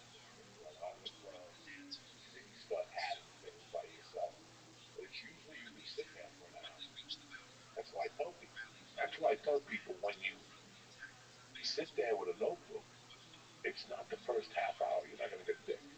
Yeah. It's like watching a movie in your house. People are going to text you, oh, I need a peanut butter cup. You know, whatever the fuck you do to kill time. Right. And then the last 5 minutes, you come up with two good things that can draw on, and then on stage, one of those things. But I know for a fact that, listen, you gotta hit that notebook every day, even with stupid shit. I say stupid shit, and you gotta put it all together. And then you have to see what's going on in your life. People want to hear what the fuck is going on with your life. Mm-hmm.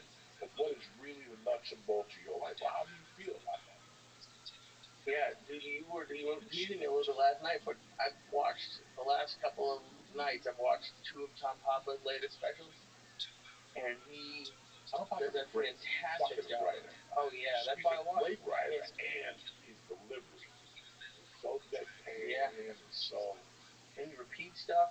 I just watch this stuff now to try to learn a little. But he has a special. I think it's 4 years ago, and it's talking about like you're doing okay, and his whole thing is like like you're doing fine, but like you're a piece of shit. And just the way he did it was I don't know. That's one of the few like that's how I know a special is good when I can rewatch it because I don't rewatch many specials. You know, I started watching the special the other day, the girl, Ippolito, or something like that Ari produced. Oh yeah, Adrienne Palucci. Adrienne Palucci was pretty good. Yeah, I've seen her. I haven't seen the special, but I've seen her live. It was pretty fucking damn good. The first 20 minutes that I saw, and then again, something happens. Yeah. Somebody fucking bothers you with a question. You're zoomed in. That's why we were discussing the movie theaters till this day. I'm a theater guy, you know. I just went. And my wife is one of those motherfuckers that once she tells you, like the other day, she comes downstairs, she goes, I'm going to go for a walk. In the morning, she always leaves at 7. Let me put Mercy on the bus at 7:15. My wife goes after her. And she walks the neighborhood. She used to walk the park with the deer out. She got that's why I got chased by the fucking fox. I got chased. I don't even go up there unless I'm in the You think I'm kidding me, bro? I used to walk in the softball field up there. And one day I saw a little fucking deer. One of the doe, whatever the fuck you call it. Oh, no, okay. Fox deer, little deer. He was all skinny. And next thing you know, I didn't say nothing to this little motherfucker. I just was sitting there looking at him. He was like 60 yards away. I saw the mother jump the fence and come towards me. Like she thought I was going to fucking shoot her with a bow and arrow. I had nothing on me. I had nothing. I had no guns. I had nothing. And she attacked you? The mother went to attack me. I had to fucking run through the fence. But she was in the fenced area. I just happened, the fence was like 20 feet from where I was standing. She was running towards me. Jesus. So I don't go up there no more. I say, fucking, my wife walks up there. But now that it's cold, you know, she walks the neighborhood and shit. So, what we talk? How do we get to I don't know. So, you know, she'll tell me, like, I'm going to go for a walk. Oh, yeah. Okay. Then she'll go up and down the stairs 3 times. I'm like, what's the story? How many times are you going to go up and down? Calm down. I'm trying to need something. That's what I live with. Like, I'm writing a joke at fucking 7:15 in the morning, 7:20, I'm in. I already did 3 bongs. I took a shit. I fucking drank water. I did everything. I drank a fucking liquid IV. You know, I've done everything. I'm ready to go. I already put $25 in DraftKings and $1 bills to see if I hit the slots in the morning. That's the best time to hit the slots in the fucking morning and late at night. Or when a big sporting event is on. I think I won like $82 the other day playing fucking while Mike Tyson was getting beat up. Because when there's a good event on, the casino's empty. So they're like, we need you to stay for a little while. So I just go on fucking DraftKings Casino. You don't know how many fucking times I go, voila, I'm home for the day. I take my shoes off. I take 3 hits off the pipe. I pee. I wash my hands. Now she's upstairs. I can hear her every night, my daughter upstairs. The minute I put DraftKings in the $25, I can hear her starting to make her way down. But as soon as I hit the jackpot, the 3 things, she's right there standing behind me like a fucking kiss of death. Focus. So I always don't get the 3 red ones. I always get a red one, a yellow, and a blue. And I'm like, I always get a blue when you're around. When you're not here, I try to get 2 reds and a fucking yellow. I know how to get the most she always comes down at the wrong fucking time. There's times I'm getting hot and sticky with a joke, and I'm giggling, and I'm putting YouTube on, I'm fucking around. All of a sudden, right here, she's coming down and she's doing laundry. I'm like, why are you doing laundry? I started washing my ass. Now when I go in the fucking shower, I get 2 minutes of heat and then cold water, which has never happened. But you don't want to have the laundry on in the morning. Why? You want that water to be hot. You know what I'm saying? Right. You're killing me with this shit. She said, I didn't know. You didn't fucking know. And then she'll go upstairs. Then she'll come back down. Listen, there's no apples. Can you wind the butt? Listen, I don't give a fuck. I got a pineapple, an apple. I'll eat whatever you got. And then she'll come down again. Breakfast is ready. You couldn't yell from upstairs. You can't see I'm laser focused in. When she gets up, she gets a coffee and goes right to her office. I've never hit that door because I don't want to hear her in the morning. That's the last motherfucker I want to hear. I don't even look at the phone anymore. Like, you even look at the phone in the morning? I don't even do that. Because I always wake up to some stupid text message from somebody I don't even know. Or, hey, I found you on Instagram at 2 in the morning. Give me a fucking break. I don't even sleep with the phone in my room. It stays on the whoop. I charge it, and I put the whoop sleep so I know what the fuck I'm doing if I'm falling asleep, if I'm breathing heavy. But this affect, like it really affects, like, it seems like it affects you a lot. The what? Like just people walking by you. No, because you're focused on something. Right. You ever try to work on something and somebody keeps coming in at the wrong time? You're right there trying to figure out that mathematical fucking question. You're like 60 times five. And all of a sudden somebody comes in and goes, hey, I'm picking up at 2:15. Fuck. Now you threw me the fuck off now. I'm trying to figure out 300. Now you come in with 2:15. You can't come in here and tell me fucking God bless you. No. You have to come down here and hit me with a number. Now I got my ear all fucked up. I gotta go get it fucking. They're gonna. Dog, they took a fucking fat ball out of the lobe the other day. They took it out and it was on the fucking hooks. It just sat there like a little Papa Rieta. They look like a little fucking potato ball, dog. I don't know what's in my fucking ear no more. Look at this poor bastard. Here we go. Hey, Joey. This is what I wake up to. Hey, Joey, I was wondering if we would be willing to do a Skype and say a few words for my comedy roast, December 23rd, December 27th. You don't have to go anywhere. You could do it. I'm like, guy, it's the 27th. You couldn't have a roast on April 8th like every other fucking moron. The 27th of December. I got things to do. I got the Jewel log. You know what I'm saying? I'm at fucking Steak Shack. Has anybody had the Jewel log? Chocolate shake at Steak Shack or Shake Shack, whatever. No, Steak and Shake? My daughter bought it the other day. She got braces now, that fucking animal. I made her a fucking, she had braces. Like, Dad, I'm hungry. I go, I'll make you a milkshake. This is the first day she got the braces. I made her a chocolate. I made vanilla, and I looked at, dope it up. And I got chocolate chips, so I put them in there. Those beauty ones. And now she's like, Dad, I got chocolate chips in my braces. I'm like, that's what I know. I thought the blender took care of them. So she's been on fucking milkshake for 3 days. So the other day she brought that home. It was fucking delicious. I'm like, you didn't bring a whole one for me? It's got to be 3,001 calories. Oh yeah, I love it. What is it? The Yule log? Chocolate with like a white cream on it, a bunch of sprinkles and shit. I just got a little fucking. I was like, God damn, that chocolate's good. Sometimes you need a good chocolate shake. Yeah, they had Mr. Soft in Harlem today. No, I couldn't. You didn't chase it? I thought about it. Dude, I feel like you do that. Whenever I'm trying to be good, I feel like you have like it in with certain restaurants, or you'll just tell them, come up with stuff like McDonald's comes up with stuff that I've always wanted to try. You don't think I want to try a chicken Big Mac? Oh. You don't think But why? Why not? Because I'm high and it's there and it's gonna taste good if it's hot. You're not gonna taste good. You feel really shitty about yourself, and you're gonna feel shit the next day. You're gonna either shit blood or tomorrow's problem.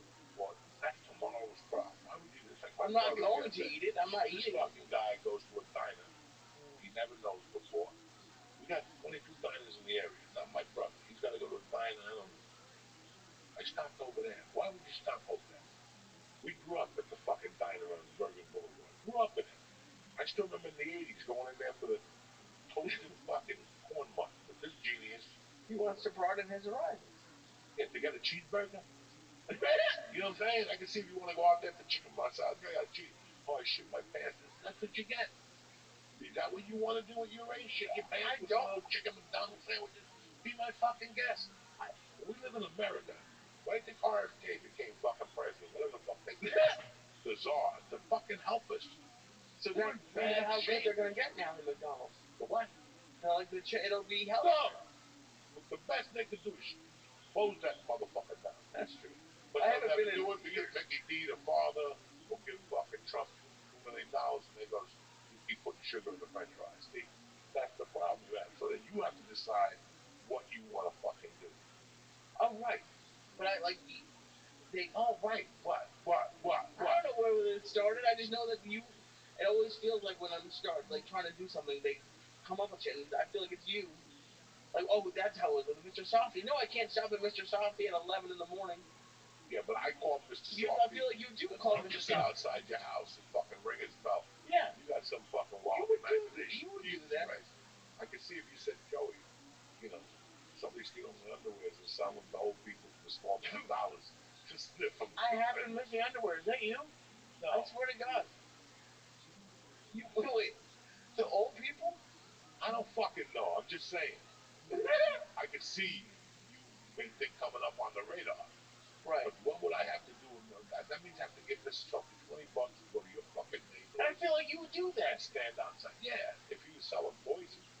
You know, if he was putting poison in the ice. I thought it was just trying to... Give the small 50 over there. And don't leave till Lee comes out. Hit him with the Jerry Jones mix, the Jones. It's the guy in Guyana. Oh my God. This poor bastard. Who knows? What I live with. You understand? What do you mean? What I do? This is what you create. 4 years without a podcast, and we sound like fucking, breaking crack over here. We're supposed to bring joy. I'm very happy. And I can see you sitting there, half retarded, again, for the 80th time. And then we didn't even go heavy. What do you mean we didn't go heavy? How many milligrams? 200 milligrams of AVX and 3 grams of mushrooms. Drive with one eye closed. Yeah, but no one does that. That's why, because you got to keep training. No one can train to that level. No more. You forgot all about this shit. This is why I'm happy you're back. You're back to training the Israeli way. This is Krav Maga. Not even the Israelis do this. This is the Krav Maga way to do it. You think the Krav Maga people just go in there and they fight people? No, they make them do different things. They spray them with mace. Right. And that's what makes you the Krav Maga guy. That's what makes Krav Maga so special. So one of those fucking Tuesdays, when Aaron goes, they fucking give edibles. They drink that water. It's from Israel. And they drink the water. Now they're all fucked up. You gotta fight people. You gotta fucking make all those noises and fucking, I had no idea that Krav Maga was so serious. Yeah, well, that's what I'm trying to say to you. It's as serious as you make it. Right, you just don't stop training. It's all fucked up. But now that you're here, we got you again. Well, thank you. Not everyone has access. Dude, you try to go to a dispensary anywhere in the world and find anything like that. What? What? 800 milligrams. Dude, I would be eating gummies all day to take 200 milligrams. Yeah, but we don't even show up with those. I know you don't, but I wasn't here for a while. I showed up with hash. I got all the goodies for today. I know you. Chocolate bar from fucking Funk Factory Farms, which is very good. The salted chocolate caramel. You taste it? Fucking delicious. And we had the fucking gummies, not the gummies, the under the tongue breadstrips. You told you didn't hit you yet. We've been smoking. And they better hit me. What the fuck didn't hit? Can you believe this poor bastard yelling and screaming like Kennedy's son over there? What the fuck is wrong with you? I don't know what you wouldn't. Are they yelling? I don't know. But RFK's gonna change all this shit. You can't just eat whatever they fucking want no more. Like bagels used to be good. You can't eat them no more. They got a bunch of shit in them. Don't digest right in your stomach. Me, I don't give a fuck. I'm still gonna eat a good Staten Island bagel. That doesn't deter me from anything. But I'm not gonna eat them every day. Is what my point. No, and I don't think those are the bagels that pudding shit in. Like the Staten Island ones, I would trust. Oh, the ones that you get at the supermarket, and you take them home like you do. I don't buy them. Sara Lee fucking bagels. I went to his house once. Yep. You never went there and saw Sara Lee Sara Bagel? Lee bagels and fucking rice patties. Rice cake. Papillon ain't better than that. Fucking Papillon ain't better than that. Who eats fucking rice patties? Papillon. Papillon is Steve McQueen. He was in the movie. They threw him in a prison. He was eating cockroaches and shit. He would love a rice cake. Are you kidding me? Listen, Papillon. I stand by rice cake. Papillon was in solitary confinement for a year. He would never break down for a rice cake. He'd spit it back in the. He was in the highest protein. He was eating roaches and lizards. And you think he would say no to a caramel rice cake? Fuck yeah, that's for pussy. We got time Well, that's for a different cogs. story. We got no time for cogs in prison. We got no light to do push-ups. I think he would fucking love it. What do you got this week, Cocksucker?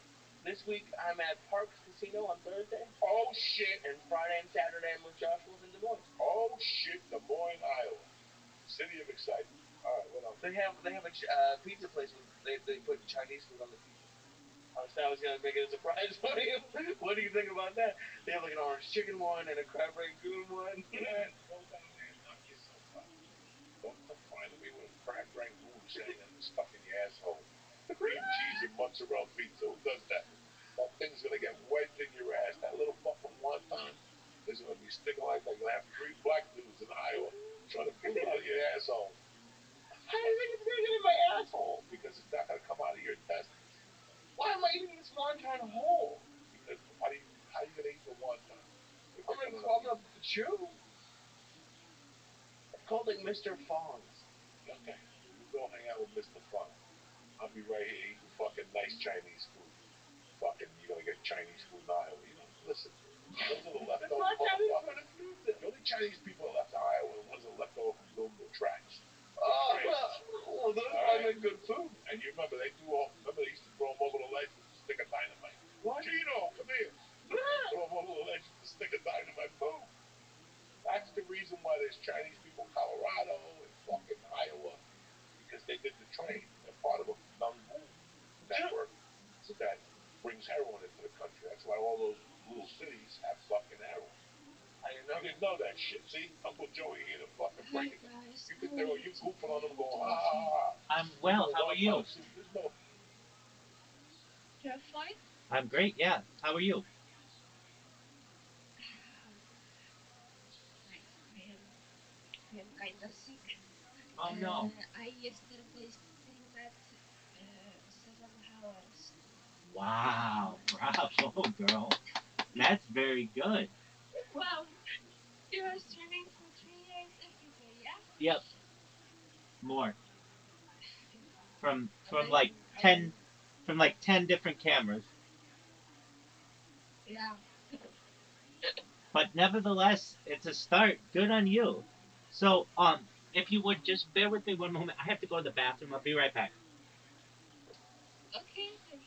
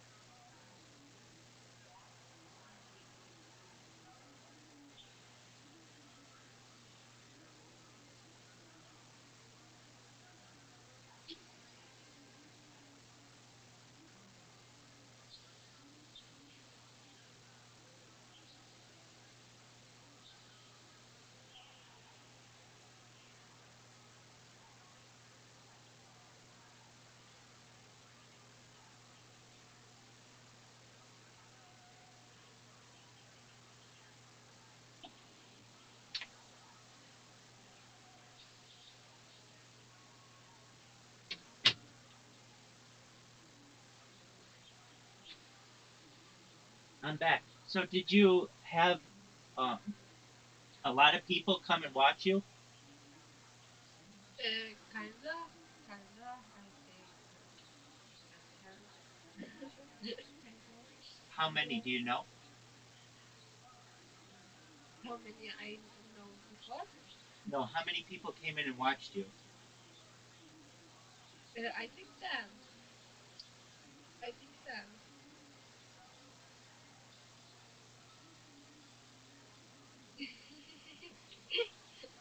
People come watching me. How, Maybe. how many? I think. Yeah, I think 10. Okay. Uh, Are you streaming in Polish? yeah, in Polish, sometimes when somebody come from other country, I'm trying to speak English, right? I'm trying to. I think that you're good in your English is good enough that you could stream in English. Oh, that's interesting. But in Polish, I am learning the streaming. My streaming is about learning. For example, yesterday I was learning about time dilation. That's the Time physical dilation? term of Time yes. dilation? Can you repeat? Time dilation? Yeah, yeah, dilation time and other physics, for example, exercise. That's hard in English, but I can try. It will be okay to me, I think. Yeah, well, so I just wanted you to have more viewers. So you have something going for you as a streamer that is a huge advantage. You're a girl, and there aren't that many girls who stream in comparison to the amount of boys who stream. So when you go and stream, people are going to be interested in what you do more so than if it's just a dude.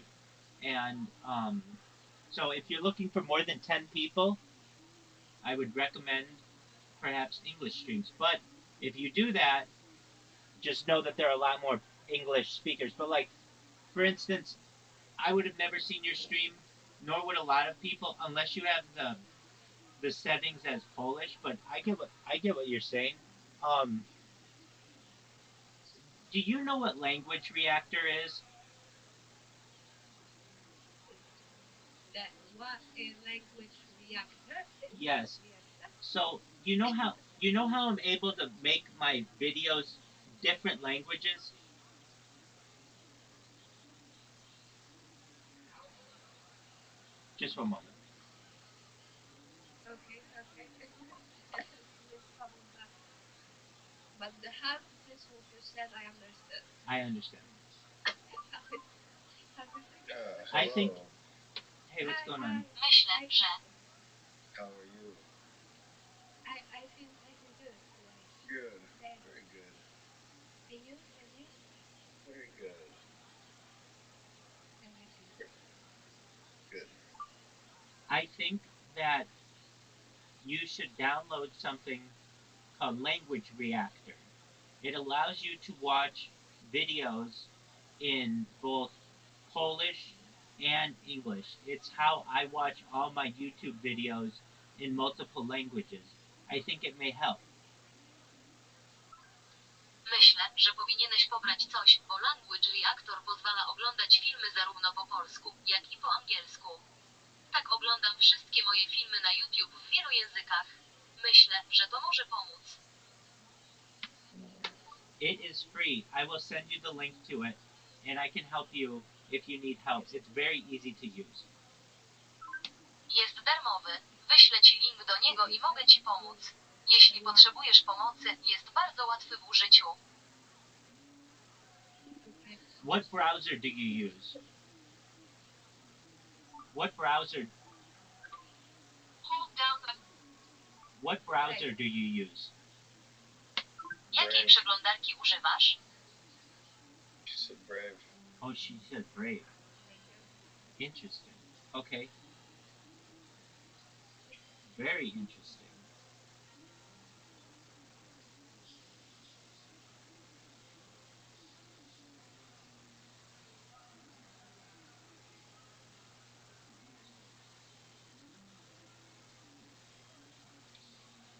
You are very smart to use Brave. I use Brave as well.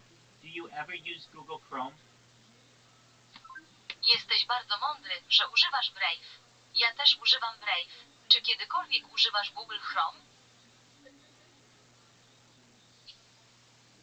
Yeah, I hate Chrome. What'd you say? That I hate that browser, Oh, but okay. yes, I use both. Okay. Yeah. She is a very internet savvy. Yes, you are very internet savvy. Okay, well, they don't make language reactor for Brave, but they do for Chrome. So if you ever want to use it, I think it's very helpful to be able to see the language on top plus another language on the bottom. So that's how I do it. Tak, jesteś bardzo biegły w internecie. Okej, cóż, nie robią reaktora językowego dla Brave, ale robią dla Chrome. Więc jeśli kiedykolwiek będziesz chciał go użyć, myślę, że bardzo pomocne jest widzieć język na górze i inny język na dole. Tak to robię. I think it's important too, but when you turn me on this application to change language from other language to other language, the translation was not perfect. You know what I mean? But Yes. I would like to think about this and checking, verified this. That is good. That is good I enough I to agree. start learning with that. None of them are perfect, but generally some are better than others. Yeah, it's better than nothing. So we know. So, are you going to stream again today? I would like to. I would like to. Excellent. Excellent. What do you stream? You said you were streaming time dilation. Do you stream video games? I don't have a time on a games. Same. I mean, I guess I do, but I don't. Okay, so no games? But I love games.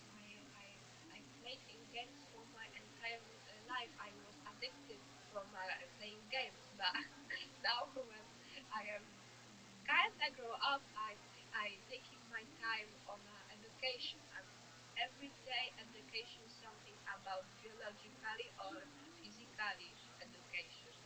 And I am doing this on a stream on education Polish community. They are saying to me, "Hey, I learned something more than in school for 10 years."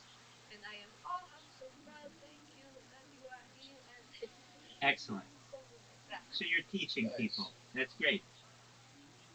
What's Great, great. will you send me your channel?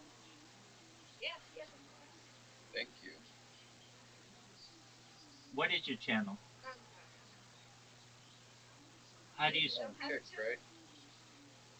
how do you spell it? On a kick up. Spell it. How would you spell this? Yes.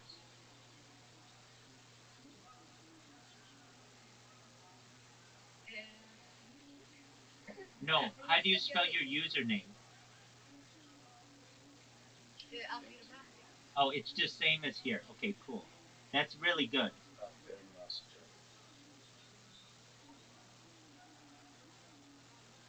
Okay, you have 31 followers. Now you have 32 followers. And I'm sure with Caspian Sea it'll be 33 followers. Interesting number. Look at this. Huh? Yes. Very interesting. Yes, yes. Do you know how many I would bones? like to see. Do you know how many bones are in the human spine?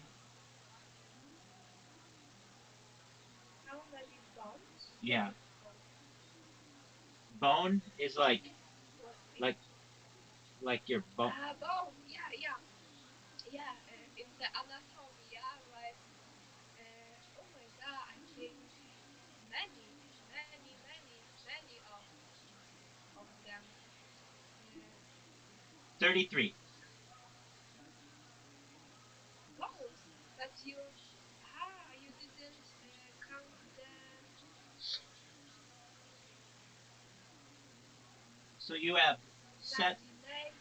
7 in your neck, 12 in your upper back, 5 in your lower back, 5 in your pelvis, and 4 in your tailbone to make 33.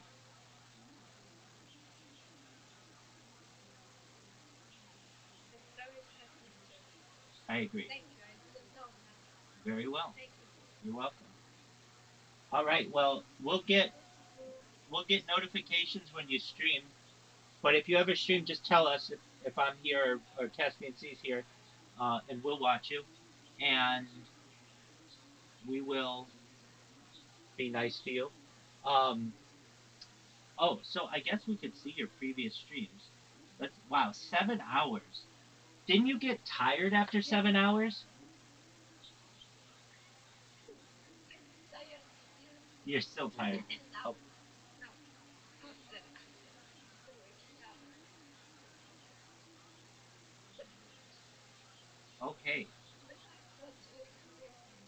it's time to give up. I am still working. Ec- Excellent. So, um, affirmatia. Is that how you say that? Affirmatia? Affirmacja. Affirm. Affirmacja. Okay, I can't do that, but okay, cool. Um, do you have a link tree? Tree? What is link tree? It's like one link that has all your social media on it. I, Okay, I I'll, I, I'll send you mine. Streamer, you better start your family or anything like that. But people just are going to want to connect with you on different platforms, and it really shows that you are moving into being a more serious streamer when you have all of your social media linked. okay. I will.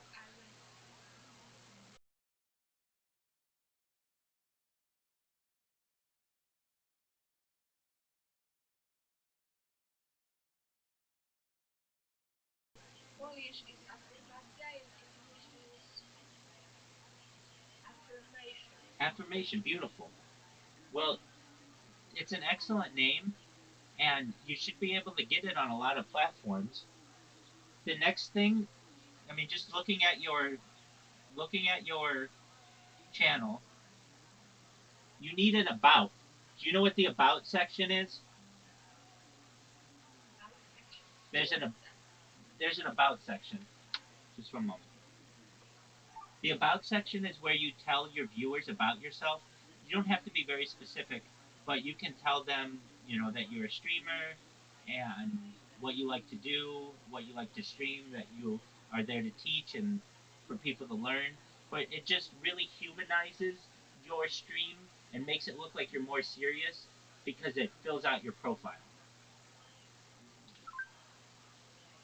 Sekcja o mnie to miejsce, w którym opowiadasz swoim widzom o sobie. Nie musisz być bardzo konkretny, ale możesz im powiedzieć, że wiesz, że jesteś streamerem i co lubisz robić, co lubisz streamować, że jesteś tam, aby uczyć ludzi, ale to po prostu naprawdę ludzkie ISIS.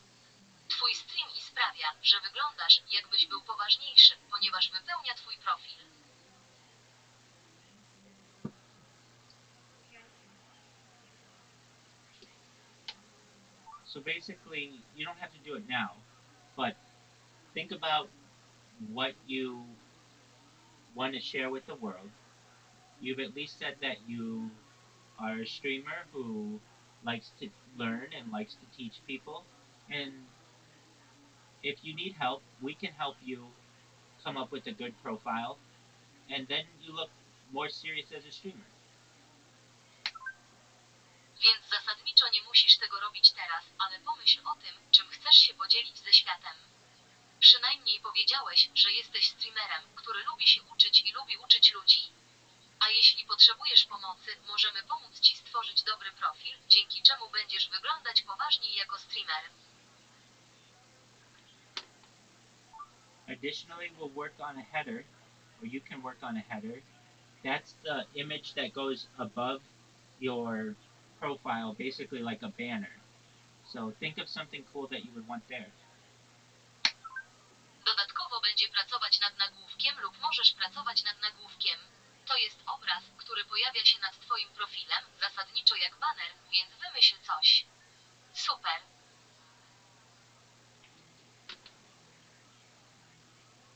Your profile picture is identifiable, so that's good. It allows your audience to connect with you.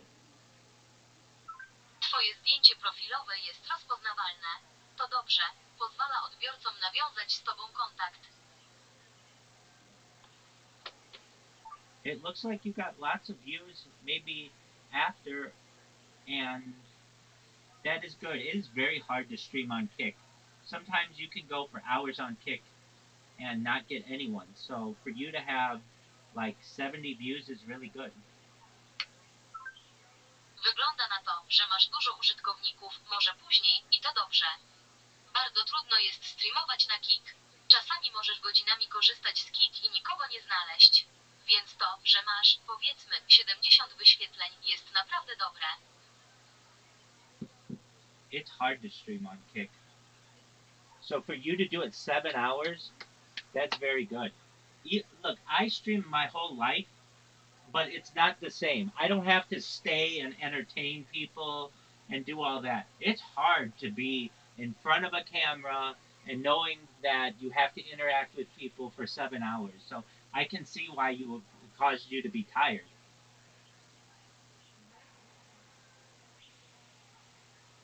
Plus you were sick. Do you have any vitamin C? Let me see if this works. Do you have any vitamin C, like orange juice or vitamin C that you can take? Czy masz witaminę C, na przykład sok pomarańczowy lub witaminę C, którą możesz przyjmować?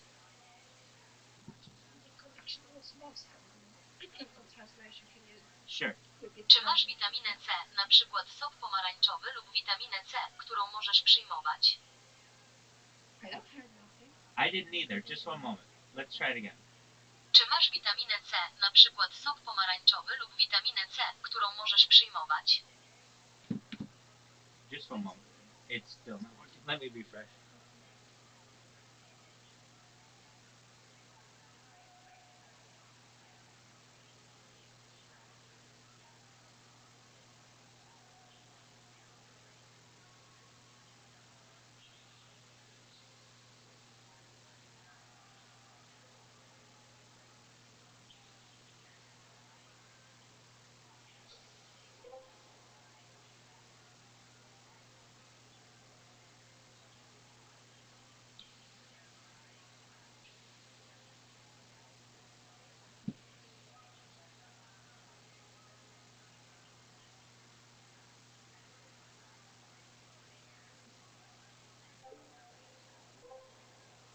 Can you hear me now? No, you can't hear me now. Oh, wait. No, I don't hear even you. I know. Just one moment. I can hear yours.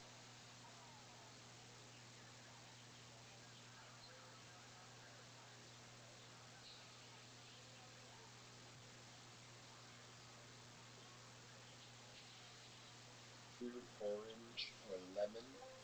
The the the nutrition. We have the fruit. Like yeah, like fruit, like healthy food. Healthy food. Vitamin C. Yes.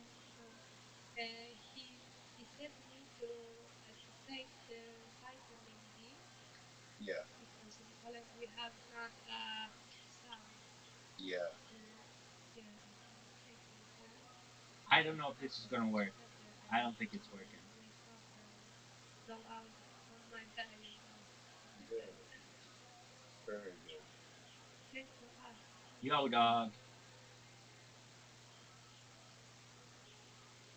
Yo, dog. You can hear me? Yep. Oh, okay. Wow. I didn't know you could hear me. You sound far away. You sound far away, Oh, Rabbi. yeah. That's the other. That's the other one. Okay, I'm gonna reset this computer. Just one moment.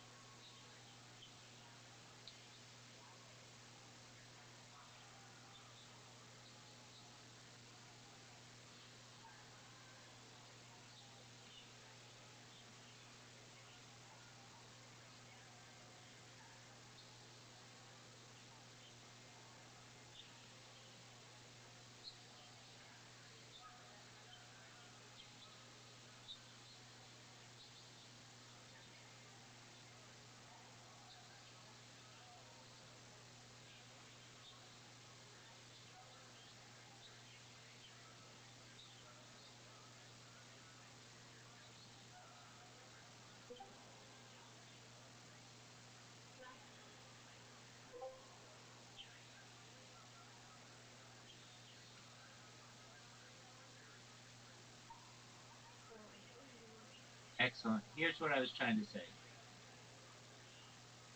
Okay. Czy masz witaminę C, na przykład sok pomarańczowy lub witaminę C, którą możesz przyjmować? I'm taking the vitamin D you said to take in Poland when the sun doesn't exist in this Yes. country. Yes. This is this is yeah, different. taking This is different. This is vitamin C. Czy masz witaminę C, na przykład sok pomarańczowy lub witaminę C, którą możesz przyjmować? Immunity, yeah? Yes. Yes. Yes. Okay. So, just one moment. Like oranges, pineapple. I told you to take vitamin lemon, D for lack of sunlight, vitamin C for immune system. Mówiłem ci, żebyś brał witaminę D na niedobór światła słonecznego i witaminę C na odporność.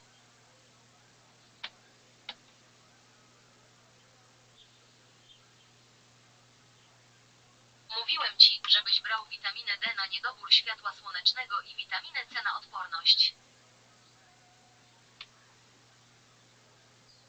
Does that make sense? Hold on one second. I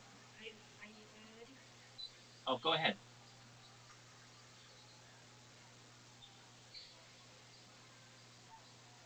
connection was Yeah, it stinks.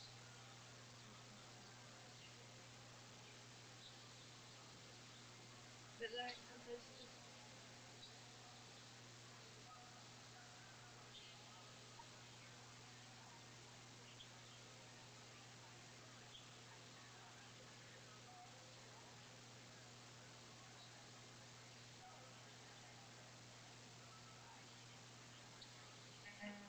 I change my diet. For example, I never eaten a fishes, and the fishes are not so nice, right? Okay, let's. Yeah, Rabbi has good advice. Rabbi does a lot of research. All right, here we go. Let's try this again. Mówiłem ci, żebyś brał witaminę D na niedobór światła słonecznego i witaminę C na odporność. No, it doesn't. It just. Can you hear what this is saying? Mówiłem ci, żebyś brał witaminę D na niedobór światła słonecznego i witaminę C na odporność. Yeah, I understand that before.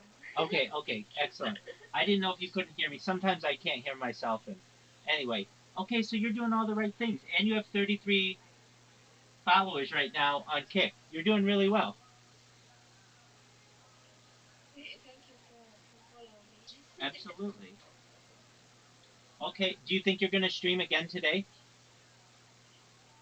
Of course. Are you going to try to do it every day? Of course, I'm trying to, but sometimes I need a 1 day break. Sure. To spend the time with myself, with my mom, for example. Absolutely. But after that, I am streaming. I want to stream every day because that's one of my son's life for her.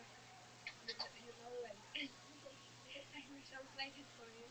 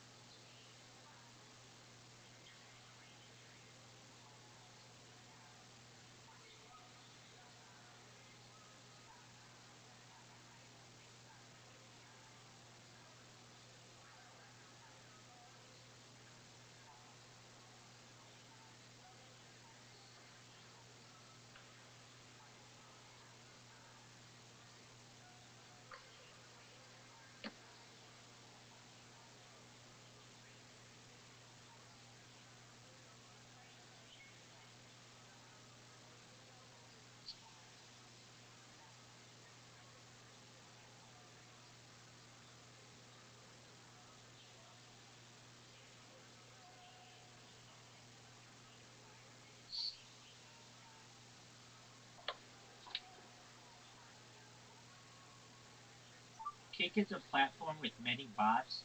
Do not get frustrated that some people have thousands of people watching them, allegedly, and sometimes you don't have as many as you want because those people are just buying those views.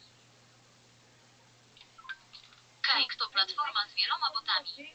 Nie frustruj się, że niektórzy ludzie mają tysiące ludzi, którzy rzekomo ich oglądają, a czasami nie masz ich tylu, ilu chcesz, ponieważ ci ludzie po prostu kupują te wyświetlenia. Can you repeat that? It sounds like some people are starting to troll her, so. Yeah. Some people are starting to come after her and hey, that's mess how you. around. So. That's how you know you're getting popular. Yeah, people. If you're not cool, people won't try that. So, it's a good thing. It's a badge of honor. It's a good thing. In a dark way. It's a good thing. It means people are paying attention. Right. But I wanted to try to say that my streams would like to be even without nobody, but if it is saved on my portal Kick, I have very expensive education streams saved on my profile, and that's important to me the most. Yeah, Excellent. Absolutely. Yes. Yeah. So I could have no viewers, but if I have this material for educations, video, for example, a video is for 7 hours straight, I am proud of my work. That's amazing. It really is. No, I don't know how long Kick will save it. I don't think 30 Kick days. saves it forever. So No, 30 days. 30 days and then Kick deletes it. So Yeah. If you download it, you can re-upload the video to YouTube, and YouTube will never delete it. Yeah, I must find a new disk to do that. That way it's still there after 30 days.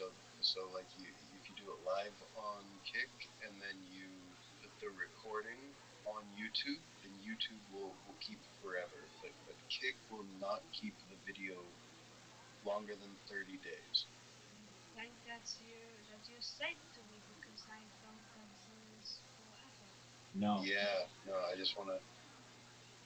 Yeah, if you're, I can see that you're proud to have the recording, and I don't want you to lose it. Excellent. Yeah. If you want, we can teach you how to multi-stream as well, where you stream with one camera and it goes to YouTube and Kick and Rumble and Twitch all at the same time, and then you don't have to download it and re-upload it. It will automatically be saved on the platforms that save it. Jeśli chcesz, możemy nauczyć Cię również, jak streamować wiele razy. Streamujesz z jednej kamery, a materiał trafia na YouTube, a także Kick, Rumble i Twitch w tym samym czasie, a następnie nie musisz go pobierać i ponownie przesyłać, zostanie on automatycznie zapisany na platformach, które go zapisują. I wish. We can show you how to do that if you want.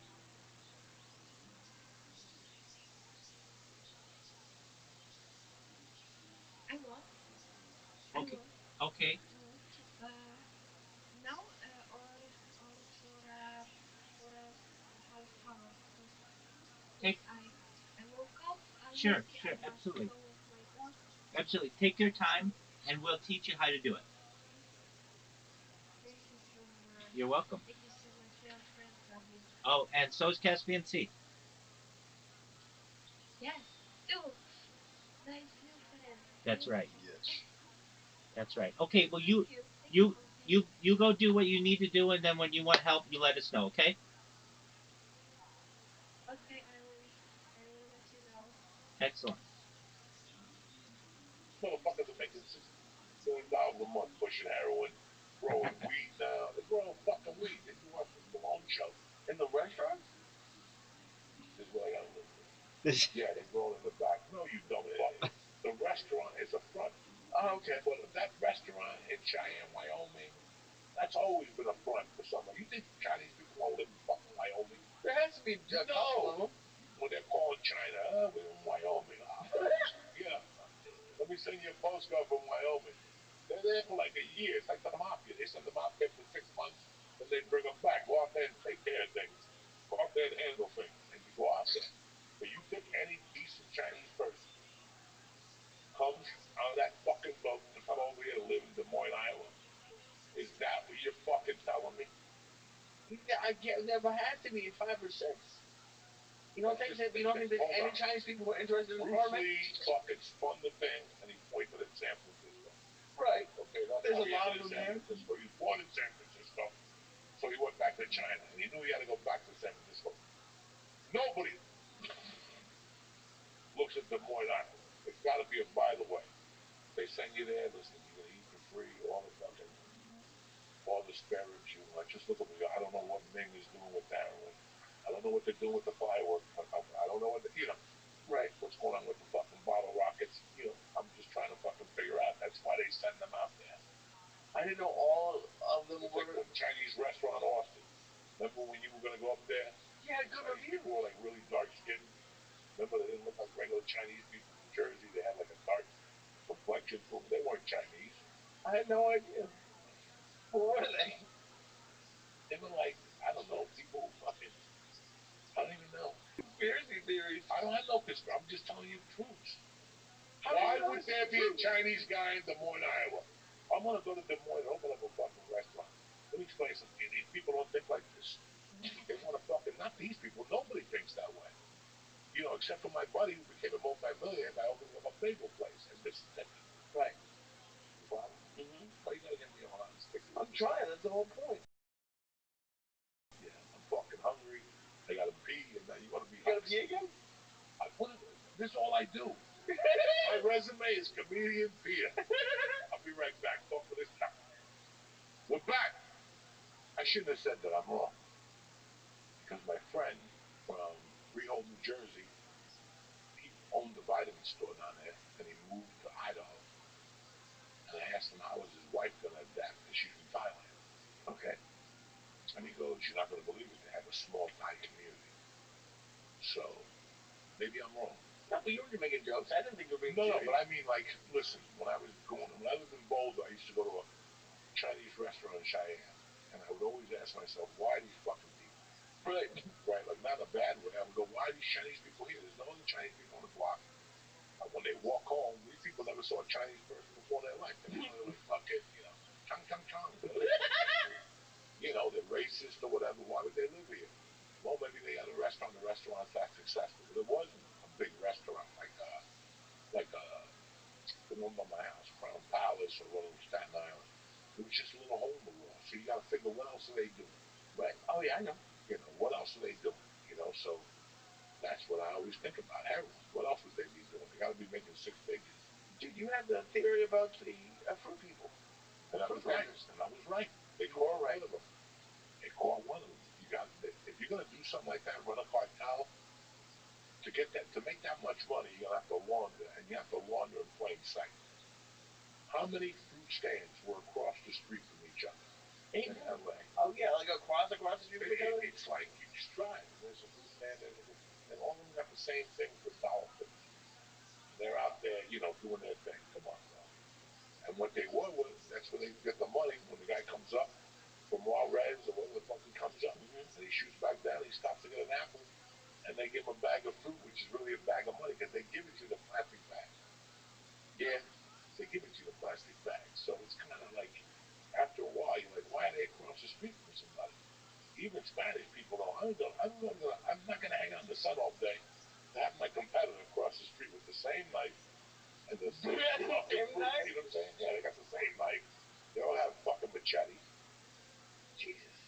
Yeah, and you never think about that. You never think. People don't think about that shit. That's how a network is created. A criminal network or whatever the fuck you want to do is created. When I went to Aspen, they had a place out there called Far East Treasures. It was like one of the grocery stores in Harlem, the weed stores in the 80s. You went in there, they had one euro and a bag of potato chips. They ain't in business to sell potato chips. They're selling $20 bags out there all fucking day long. What was Far East Treasures doing in Aspen? They had one carpet worse than this one and a poster fucking some Indian country. That was it. That's all they had. Nobody was ever in there selling carpets. They were selling blood. Dude, I get so mad when I go to bodegas like that. I'm like, they had not everything's stale. I'm the only one buying snacks. I didn't know. Jesus Christ. Why would you buy snacks? Who doesn't want a snack sometimes? What kind of snacks do you get in the bodega? I don't know. I've got a bag of chips. No. Why would you go to a bodega? You gotta get the coconut shit. So if you go to real bodegas, they gotta be a Puerto Rican there.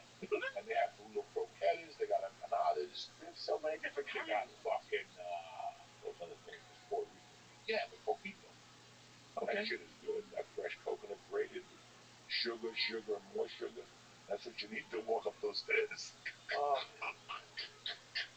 I get so winded, and every time, like, anytime I ever have someone with me, it's like the most embarrassing. It's like you try to hide it, but there's no way you can. Just tell them, I'm gonna stop you. We can just walk. That's what I do. When I'm getting winded, I just stop, make believe somebody's walking. Oh yeah, I know. I can get up. It's just I can't talk for a couple minutes. Who's this?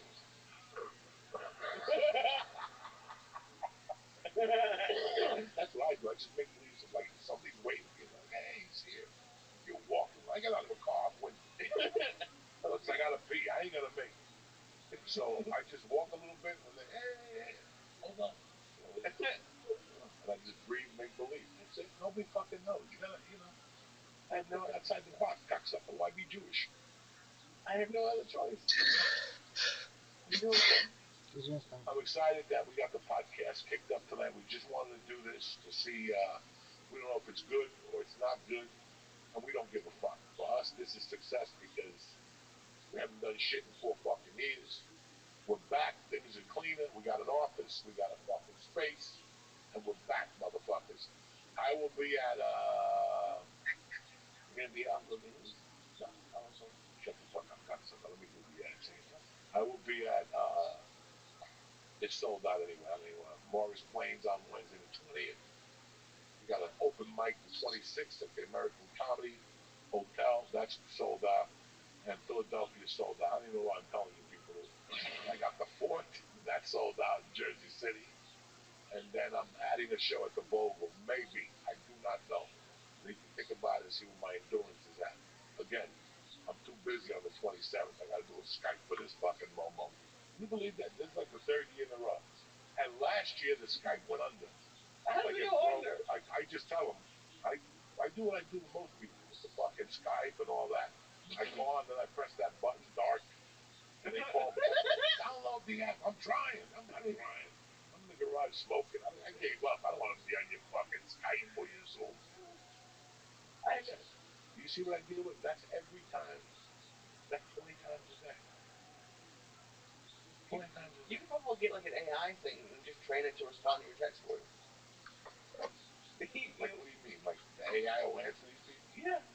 Like, I can't be rude. Nice. December 27th is not a good date to do anything. I got kids. I got people going to come over the house. George, you, who the fuck knows? But I don't want to sit there all night going, I'm going to do a Skype. Listen, nobody wants to fucking do a Skype on a road. Either you're there or you ain't there.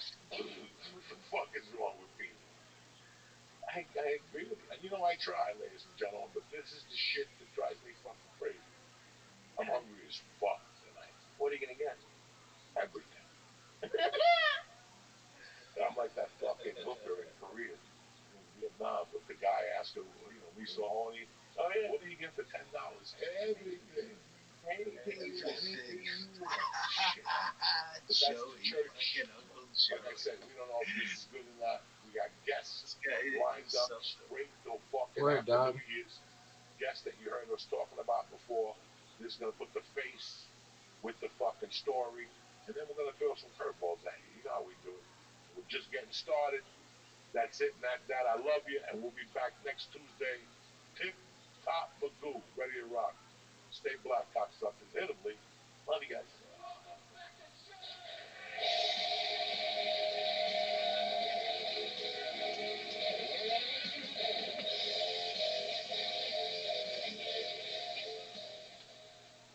The Church New Testament is brought to you by Blue Chew. Listen, you never know how full you'll feel after.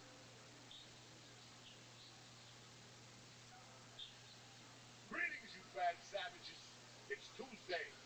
26th of November. It's the Church, the New Testament.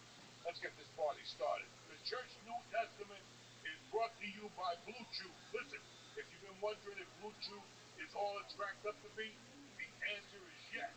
Blue Chew is an online service that delivers easy meds right to your door with the same active ingredients as Viagra, Cialis, Levitra, but at a fraction of the cost, and you cannot go wrong.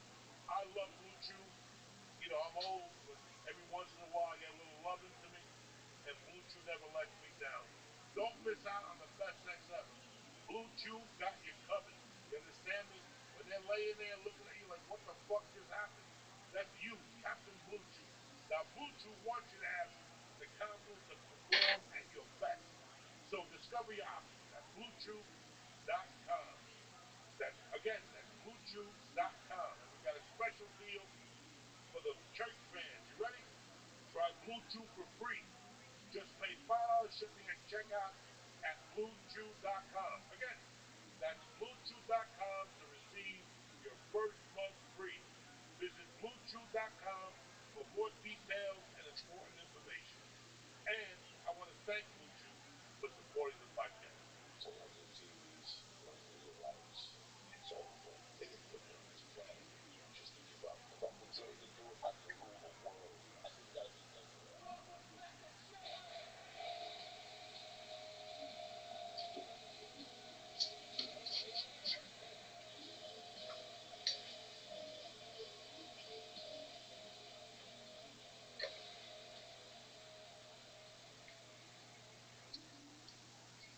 What's happening, you savages? It's a beautiful day to be alive.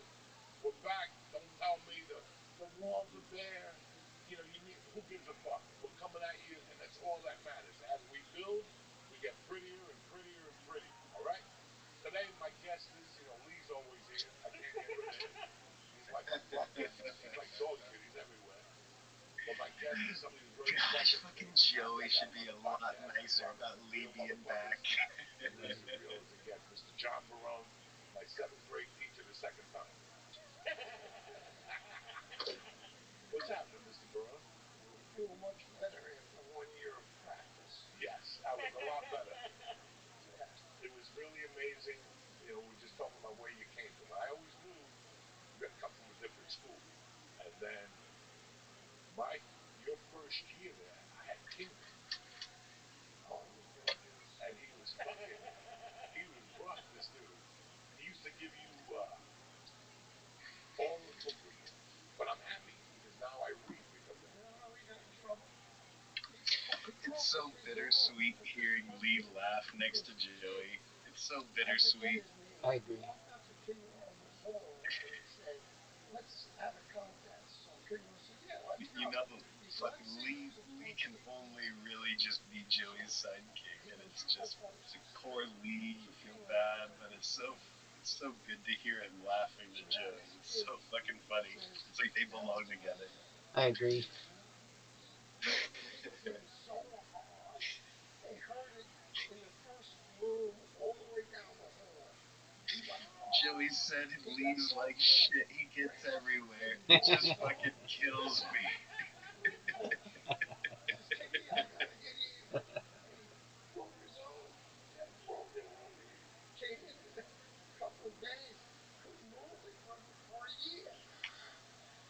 I started McKinley in the sixth grade, so I had Levita. But throughout that whole year, there was drama with Kingdom. There was always drama with him. I was not there the day Alex Carvajal's father, the Beast, he said something to the kid's daughter. He said something to Martin Perez's sister, or something happened. She went home, told the father. Now, for anybody who doesn't know, I mean, I don't know if you ever heard him talking in your house, Alex Carvajal. This was a different type of animal. His father used to sit in that 2060 with a big Cuban cigar on the corner. Tremendous, great family. Maria, I still see the right. Maria was in our class, all of us. This fucking Mr. Carvajal at a quarter to three, all you hear is, and it's like, what's going on? Come in. Mr. Carvajal comes in with the cigar, with the big gold chain. He goes, I'm going to do with you what you do to my son. And they started fist fighting in the class.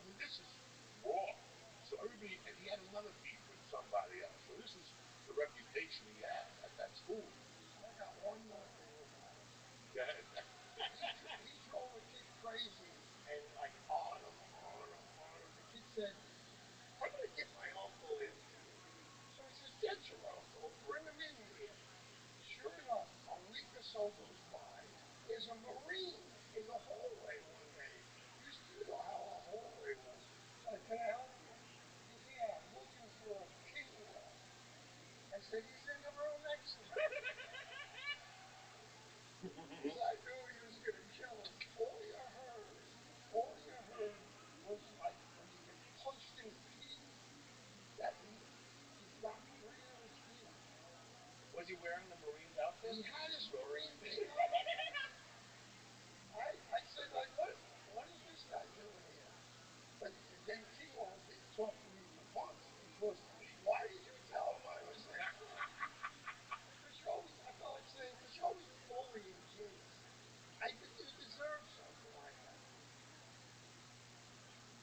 He did something. Remember my 7th grade year, he ripped his Achilles tendon. So we got Mr. Miss for a while, and that's what was pretty fucking cool. Mr. Miss was a good-looking motherfucker. He looked like Robert Redford. So whenever he taught, the girls would fucking be like all fucked up in the 7th grade. Big old white yoked motherfucker. But then I still remember, McKinley was buck wild. And it wasn't buck wild in comparison to Horace Mann, Lincoln.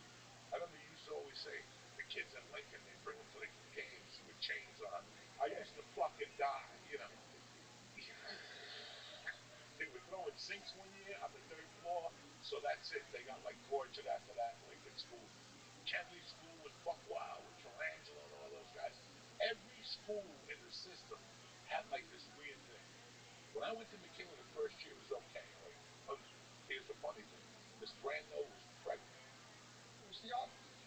The art teacher in the 6th grade. But I had the biggest crush on Miss Brando.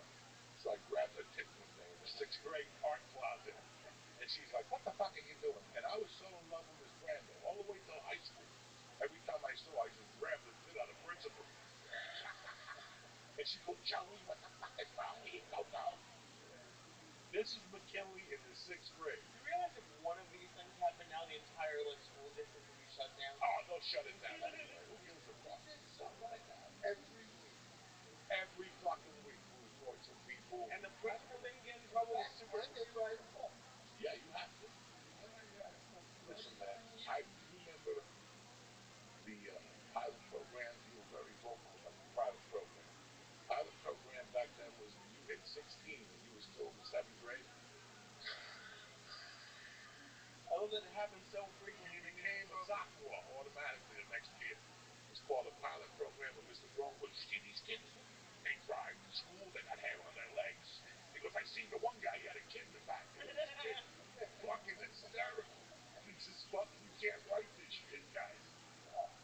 So, I had Kingwell, and then I got caught playing hooky with a girl, you remember, in New York. And then I failed like 2 classes, so I had to go to summer school for geography, which I fucking hated, and math. And I went to summer school, but before you leave for summer school, you're supposed to go to the class you're supposed to be in the next year. Okay, so if you're in the 7th grade, you sit with your teacher in the morning, and then in the afternoon at 12, you go to your class and you meet your teacher, and he tells you what's going to happen in the summer, what he expects from you next year. So they didn't send me to the 8th grade. They sent me to Mr. Barone's class. And Mr. Barone started fucking torturing me. "I'm going to have you sit up front because you're definitely going to fail.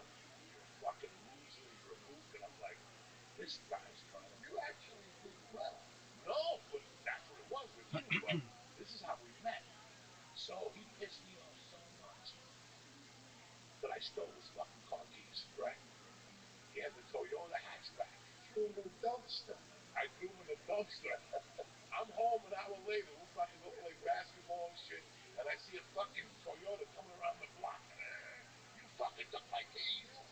Yelling the whole thing. And I'm like, I'm dead. I'm dead. They're never going to like me ever again. So I go to summer school. I play hooky. Mr. Dalton pulls me aside and goes, "Listen, don't come back no more. Just have Carmine call the school and we'll push up to the 8th grade." That didn't happen. And in my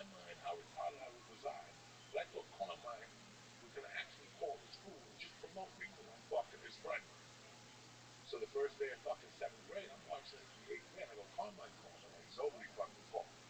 So they put me in his class. Now I thought he was going to torture me. Guys, it was completely different. It was amazing. It's like he had forgotten it. But then he talked about Jimmy Pierce, because we have all these Red Sox fans here.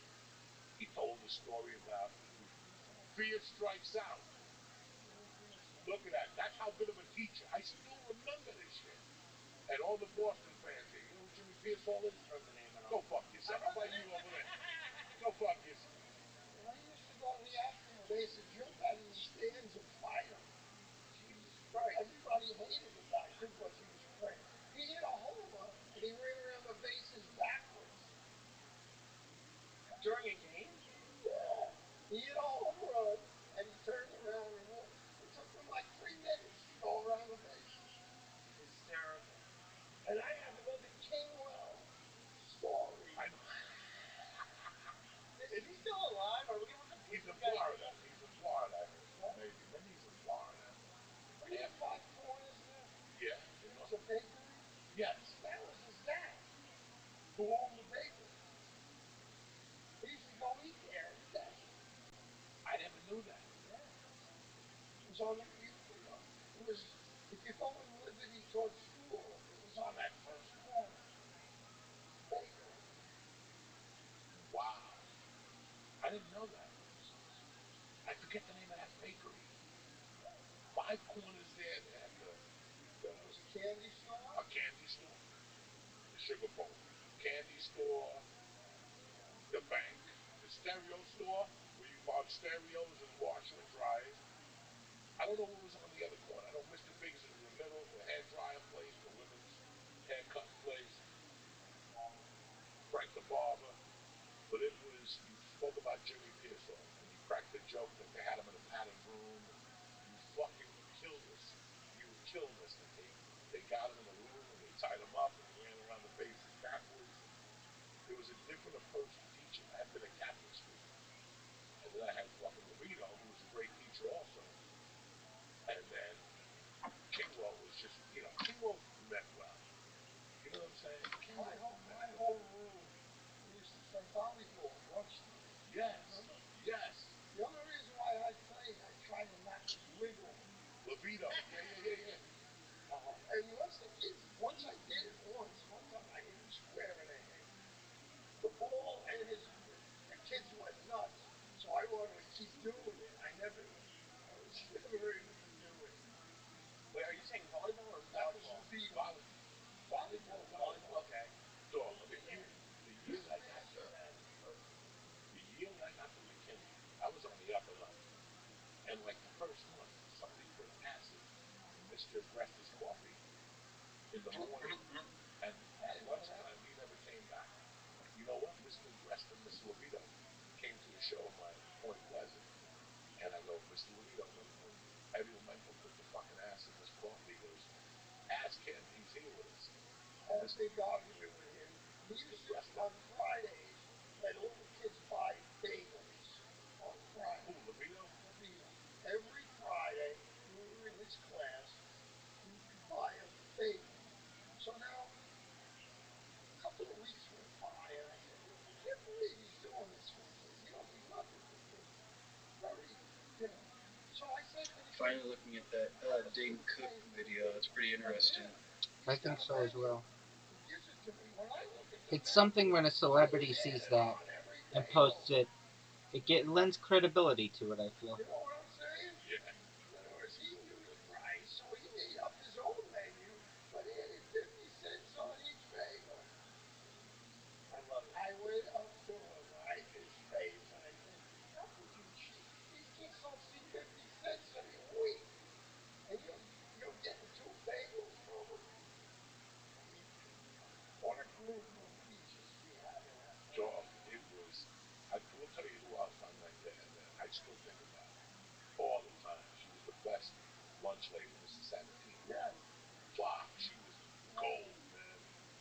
Gold. She always gave you that extra oatmeal cookie that Mako made, because Mako used to make those at home, those oatmeal cookies. Fucking tremendous. But since you're talking about volleyball, this is how crazy McKinley. We had some crazy principals, too. Oh, yeah. I see. basement. This is the classic. This is the classic North Bergen McKinley story. We got a gym teacher called Mr. Tortora. All right, guys, and we're playing volleyball. We're playing kickball outside. It's the seventh grade against the seventh. I don't know what the fuck it was, but we're all playing. Now every time I go to kick the ball, the Italian kids are going Coco Cane Loco, right? They're just yelling Coco Cane Loco, and Mr.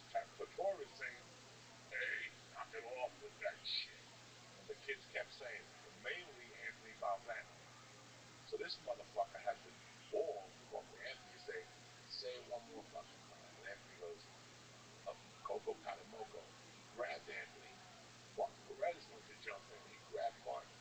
And then I had him from the back. And he banged their heads. And he grabbed me and he banged our heads. Fucking Anthony said, fuck you, motherfucker. This is in the morning. I still remember that I had a Pete Rose jacket. And you told me Pete Rose was Cuban. I almost jumped off a fucking bridge. And I asked him, I go, how do you know? He goes, I saw him on TV with Kindness Corner. And he was talking like he had a stomach problem. He was speaking Spanish. I was fucking dying. Right? So I got this little baggy Cincinnati 14 jacket with the C. And we're outside, and all of a sudden, we're headed to the principal's office. But Anthony breaks away from me and goes, fuck you. Call my father. He goes upstairs, we're all sitting in the principal's office. He asks the lady, can I get a piece of paper? Lady gives him a white piece of paper. Anthony starts doing this shit. He puts all his hair on the paper, and then he goes, take your hair, shake it in there. Carmine walks in. Like he called Carmine, there was a payphone in there. In the principal's office, that there was a little payphone. He called him, Dad, I lost my dog. It must have been 8 minutes later.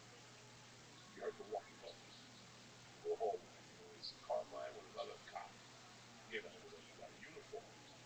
And they're like, what's going on? So he goes downstairs. Carmine comes in and he asks Anthony what happened.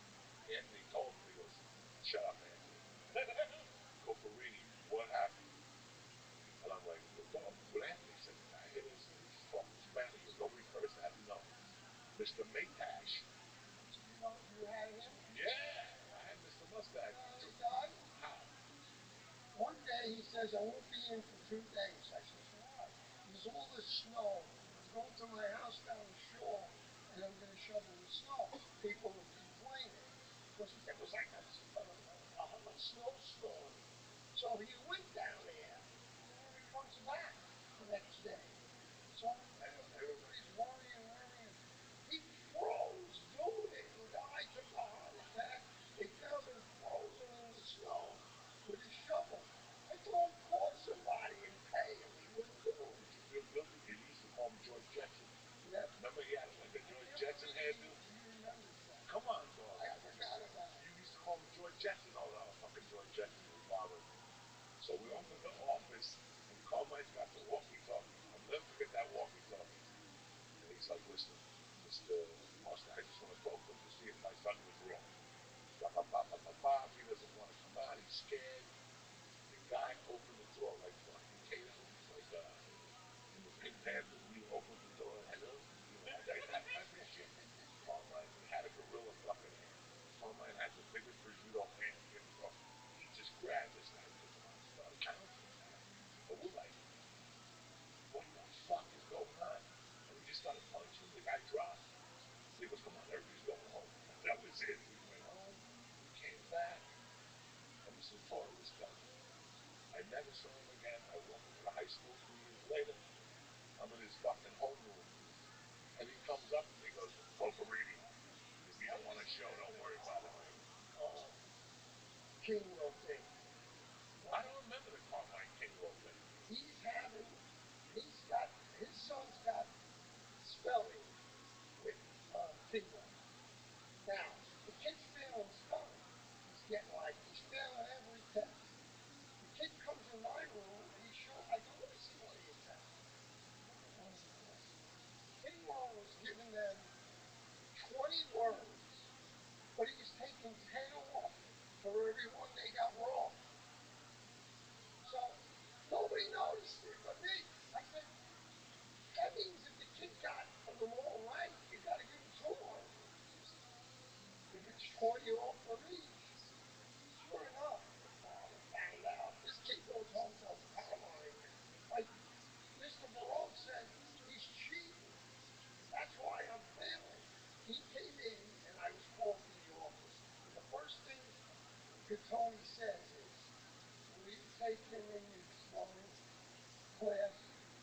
course, I want to switch with you. I said, of course, I'll take her. Now he says, meanwhile, you ever do anything to my son? He goes, I'll blow your head off. In front of everybody, there was 6 people in the room. Hey, you can't do that. Think about it. He You don't couldn't have do to it. think about it. He did it. What he got away. Oh no, he couldn't do that to the kids. But he No. was doing that for like probably way When I was before there, you. yeah, he had something kinky. Because he would give you like a -40 and shit like that. And look at you with a straight face. And you're like, what the fuck did I do? There was so many kids in that class that were so fucking confused. But that whole era when you taught us, I like, didn't know you had weekends. We were sleeping. yeah, and then Yes. we couldn't find a basketball coach.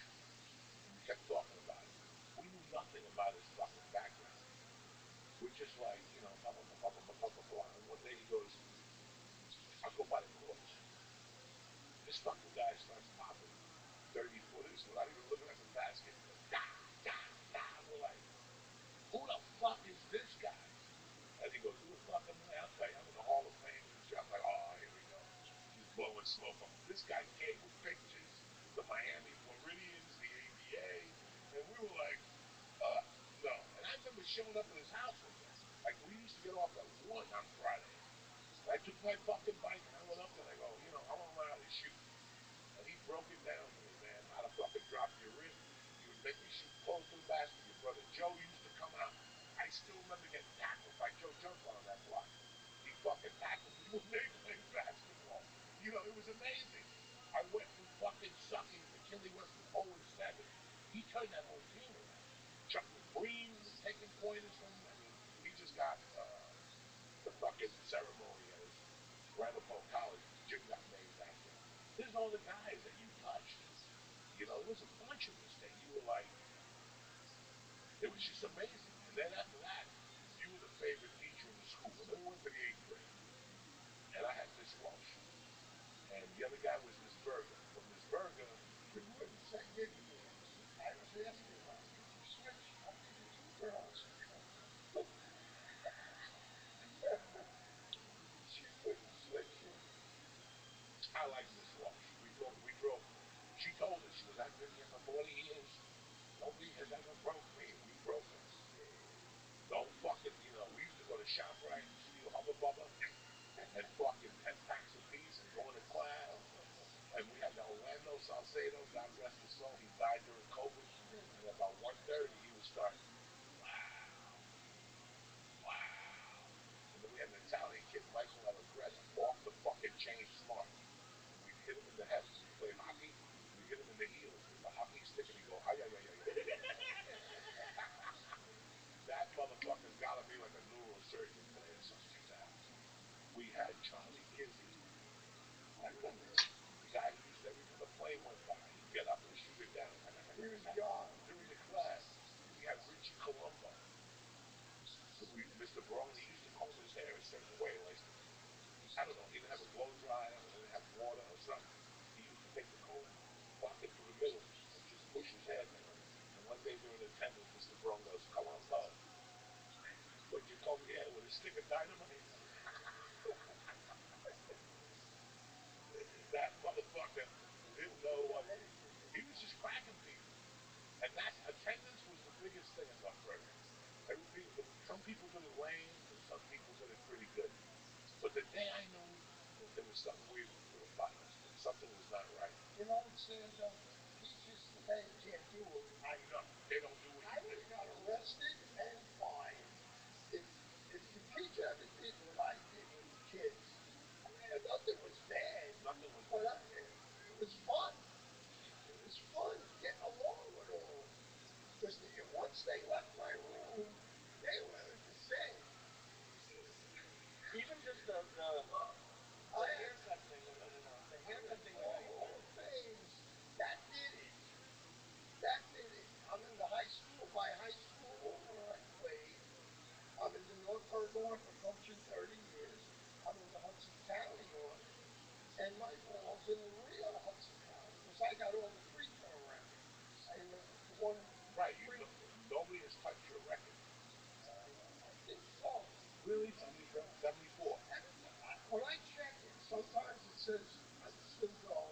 some people sometimes will say it's dying. So they don't know what they're doing either.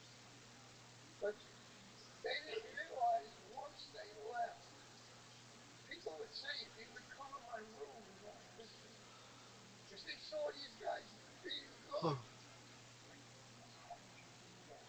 You got to be nice to them. I still remember they had that blue helmets, not the fucking white stuff, but no, not the cement blue. And I'll never forget. We're sitting in the front row. Mr. Brown's playing with it, playing with it, playing with it. And all of a sudden he looks at me and goes, "This reminds you of?" And I fucking laughed. I had just seen it, but I had just come maybe 2 weeks before that. Start fucking dying. I'm like, he still got it, Mr. Brown. If I didn't know your name, I called you Wolfgang. Wolfgang. Do you know how many people I see today? I'm in ShopRite. A guy go, "Oh, Wolfgang." They call me. And this is way before Wolfgang Puck. Like, where did he come up with Wolfgang? Just that name. That was Eddie Munster's fucking something. I've just gotten. Who? I've just gotten Wolfgang. Wolfgang. Hold on, and this might be the wildest start to a podcast we've ever had. We barely introduced him. Welcome, welcome. How are you? How old were you at this point, do you think? I started. When you had shows? When I started, 22. Kicking ass, taking names. Every day's a holiday, every meal's a feast. What's good in your neck of the woods? Patty was a fucking knockout. I remember the first time I saw your wife. Oh shit. Mr. Brown got it going on. Hope you're doing well, little smug. Good looking. And like, so you knew? It sounds like you knew. Like you heard of Joey when he would come in your class for seventh grade the second time. Like did the other teachers warn you? Kingwell was it? We got along, but I was strict with him the first time he was in my class. Did you first have any? year. What did Kingwell tell you about him? What have you heard about Joey between them? Kingwell hated everybody. So I couldn't, like, if he was normal, I could say, yeah, I remember him saying stuff. He hated everybody. Had every nationality. And I don't know what he was German. Yeah, he was German. German. He hated everybody. He hated the teachers. He hated. One time, Maytash says to me, want to play a little, what do you call it? Poker. On the board. Action? In the gym, we used to set the table up and we used to play. I can't think of it. I don't remember what the fuck. Table tennis. Okay. Okay. So now, he said to me, Maytash, come on, I'll have your game. So Kingwell hears from me, comes up to me and says, I want to play. I said, he asked me to play him. No, I want to hit that ball and cream the green. So okay, yeah, go ahead. I want to see him do it. Do you know God heard that? Maytash could have won a gold medal in the Olympics. He killed Kingwell, and what Kingwell wanted to do with him, he had a black eye. And everybody laughed at every game he lost. It was like a reward. So I said to him, Maytash, I said, hey, when did you learn how to do that? He said, well, that's the 3 years I was going to be a priest. He said, that's all we did for priests. We had a table and we played tennis. For like 10 years he did that. Played every day. Poor guy had to die shoveling. Yeah, because I think we had Gattoni. Welcome. And Hope you're having a great day. Started with the king, Mr. Muir, Jack. I miss him. Come on now. When I went there, Come on now. Mr. Muir, he was just abandoning ship when I got there. I was like, God damn it. And then we had Virgo left. And then Mr. Lou replaced him. Who was coming? Yeah, he's coming on the show. What? He's coming on the show in a couple of when he comes up from Florida because I grew up with him in Laurel. He lived right around the corner from me. He comes up to me one day and he says,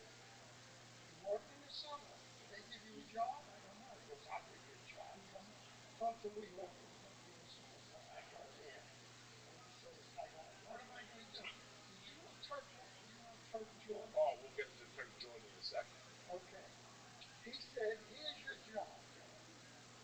See that guy over there with the wig? I said, well, yeah, he's crazy. I said, I want you to work with him, do whatever he does. And you, if I only lose 10 votes a day, you're doing a great job. He's crazy, that guy. Turned full blown. Bro, he's the craziest. I'm from Hoboken. You know how many nuts I know from Hoboken? He was worse than all of them. He was going to coach us in the 8th grade for a while. He showed up. He had felonies. He couldn't do it. Something happened. Hey, when that So happened. we kept busting his chops. He's like, I'm going out tonight. Because we're in the fucking 8th grade, 7th grade. This guy's like, I'm going out tonight. I'm getting my dick sucked and all this shit. So in the 8th grade, we finally go, listen, Kurt, when are you going to get us? Because we already had an adventure in the city. He took us to see the Sixers against the Knicks on Christmas Day. He told us he had tickets the day of the fucking game. We get there. He goes, I got no tickets. We're stubbing our way in. Give me $5 a piece. He took us into the Knicks game. We're like little fags. We had the basketball, the Knicks t-shirts and shit. You know, and this guy's got us all the way to the top. Some guy kept walking past with his family. He grabbed him and goes, get up one more time. I'll fucking kill you. Then they threw us out of there. Then he went to another area. The guy was getting up. And he told him he could have got more exercise at the YMCA. Then they threw us out of that section. Now there's 3 minutes left. This guy bet the loser because he's a fucking stiff, but I loved him. And some guy goes, he's on the floor. And some guy goes, can you move, please? Ask Whitey. It was me, Whitey, Chucky, and somebody else.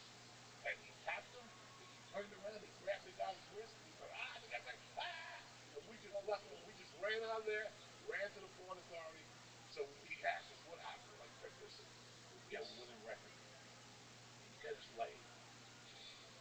And he goes, absolutely. I'll get you laid. Okay. 8th grade summer, I go to 5-star basketball camp. I don't graduate because it was a huge snow week. There was like 18 inches of snow every 2 weeks, so we were closed for a week. When I come back from 5-star, I get a call from him. It's like July 8th. And he's like, at lunchtime, I just happen to be home. Hello? Go. Kurt Jordan here. You're going to be at the 38th Street court for a little while. I go, yeah, all of us. We want to play right now. He goes, I'm bringing down some presents. And I had forgotten about the lady. I had forgotten all about that. He was going to get us laid. I thought he was bringing us basketball shirts. Sure enough, we're on 38th Street running back and forth. He pulls up with a fucking Cadillac. And he's like, guys, something on a fucking huge car. He goes, guys, I got something for you. I'll never forget the way he rubbed his hands. He goes, come here. And the back seat was a chick laying there with her shirt ripped and her tits sticking out. And he's like, there you go. I brought you a girl. We all looked at each other like, we got to go home and study. And next year, everybody, here's fucking 13-year-old kids that want to get laid. We do anything to get our dick sucked when you're 13. When we saw the chick in the back, she looked like, I don't even know. Let's not even get into it because we'll all get arrested on this. He was my boss until recently. He's still around. No, he died. When? He just died. Because when I got here, they said he was on Kennedy Boulevard. He takes the change out of the newspaper thing. He owned all them. Yeah. So and he had the guy kids that are working for us. They used to have to go and get all the quarters. There you go. One day, I use his car, and I notice, I'm looking this way. I get out, I open up the trunk. He's got $9,000 in quarters. quarters. And the trunk was sad. And the thing was like this, the car, I'm driving it. He was an unbelievable guy. I'm telling you, I know a lot of nuts in Omaha. Doug, when he showed up with that woman, and she had those fake tits like in George Washington's day, like that type of shit, they were hard. Only one tit was sticking out. God knows what happened to the other one. I do not want to know. But during all this, and this is why Louie, I'm still tight with Louie, I'm still tight with Dave, I'm still tight with Chucky. Our friendship didn't come from just being in North Bergen. Our friendship came because all these kids had something going on in their house. All of us. I still never gone over there and fuck. still remember walking home in the seventh grade with Anthony Balzano. He couldn't go home. The feds had the houses up and surrounded. They were whipping out machine guns and shit. That was our neighborhood. Michael Clemens won't talk to me no more because Carmine beat him up, handcuffed him, and beat him up on giving that. He was yelling fucking police brutality and fucking. I mean, this neighborhood was, it just was going on. It was fucking going on. We were every night we ripped that fucking payphone off the fire department phone. We rip it. The cops would chase us. Who does this anymore? We used to run across Connolly. I mean, this shit. I go to work one day, and he says, "You can go home. You don't have to work today." I said, "Why am I going home?" He goes, "Because tonight we got to take 2 busloads to the Yankee game." I said, "Oh, that's nice." Get there at night. All parents and kids in it. Like, beautiful. They all got their uniforms on and pennants. Everything's going perfect. Okay? We pull up to Yankee Stadium, the guy with the clipboard's there, and he says, "Oh, where you from?" He goes, "Weehawken and Wreck." Guy looks at us, he looks like a fool, he says, "I don't have no Weehawken and Wreck on here." So I go, "Did you just bring your tickets?" "Yes, sir." He goes, "No, don't say nothing." Sure. He don't say nothing. The cop arrests him. I gotta bail him out. They figured this guy's crazy. And then another time I bailed him out in the track. He says to me, "You got any money?" He calls me up. "You got any money?" I said, "Yeah, why?" He says, "I'll pick you up." He picks me up. There's a guy sitting in the back seat. We're going to the track, Meadowlands. So we drive into the Meadowlands, and all of a sudden, we get out. This is Benadryl on the 7. The guy leaves us. This is Benadryl on the 7. So I look at the guy. This is a fucking, they're going to make glue out of this horse. I said, "He ain't going to win." He says, "You know who the driver is?" "The guy that was in the back seat."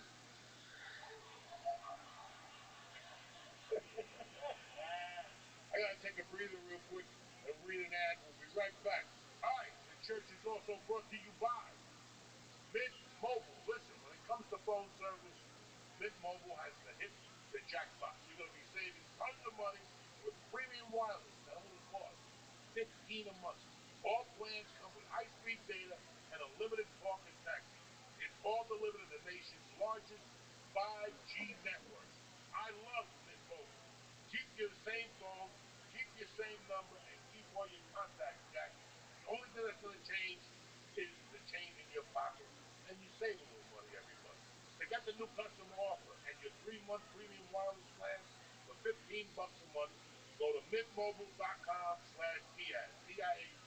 Again, mintmobile.com/Diaz. Cut your wireless bill to $15 a month with mintmobile.com/Diaz, D-I-A-Z. $45 upfront payment required, equivalent to $15 a month. New customers on the first 3-month plan only. Speed slower, above 4 GB on unlimited plans. Additional taxes, fees, and restrictions apply. See Mint Mobile for all the details. We're back, bitches. So I had you in the 7th grade, and then I went to Ethel Welch's class. But the 8th grade, we had Mr. Lindsay. He took us to the fucking Philadelphia. He took us to Philly to see the. No, we didn't go to DC. No, he took us our year. They were a little scared of us. All right, so they took us to see the Knuckle Lizard or something. The guy with the fucking sticks, whatever. They took us to this beautiful thing in Philadelphia, which I'll be at Wednesday night. And we started shooting paper clips at the guys on stage. And they fucking threw us out of there. We went to Betsy Ross's house. They were mad at us, but then they stopped at Hiram and Callahan and got us all that shit and came back. And we were all just playing basketball. I'll never forget that. I went to court like any other night. And at 6 o'clock, Marianne said, go, Anthony, I'm going to need you.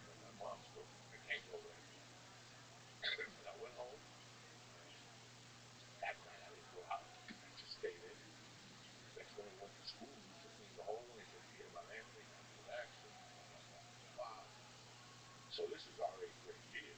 This fucking winded me. It winded me. I still remember the parents being on Saturday Night Live. Carmine and Marianne during Saturday Night Live, they cut in. They were begging for a doctor to help their kids. It was fucking real, guys. You know, and that was the beginning of our 8th grade. To this day, there's a sadness down there still. Because we lost Dominic 2 years later, and my mom a year later, which is all the same. We all ran together, these kids. But it was really weird. What was your last year at McKinley?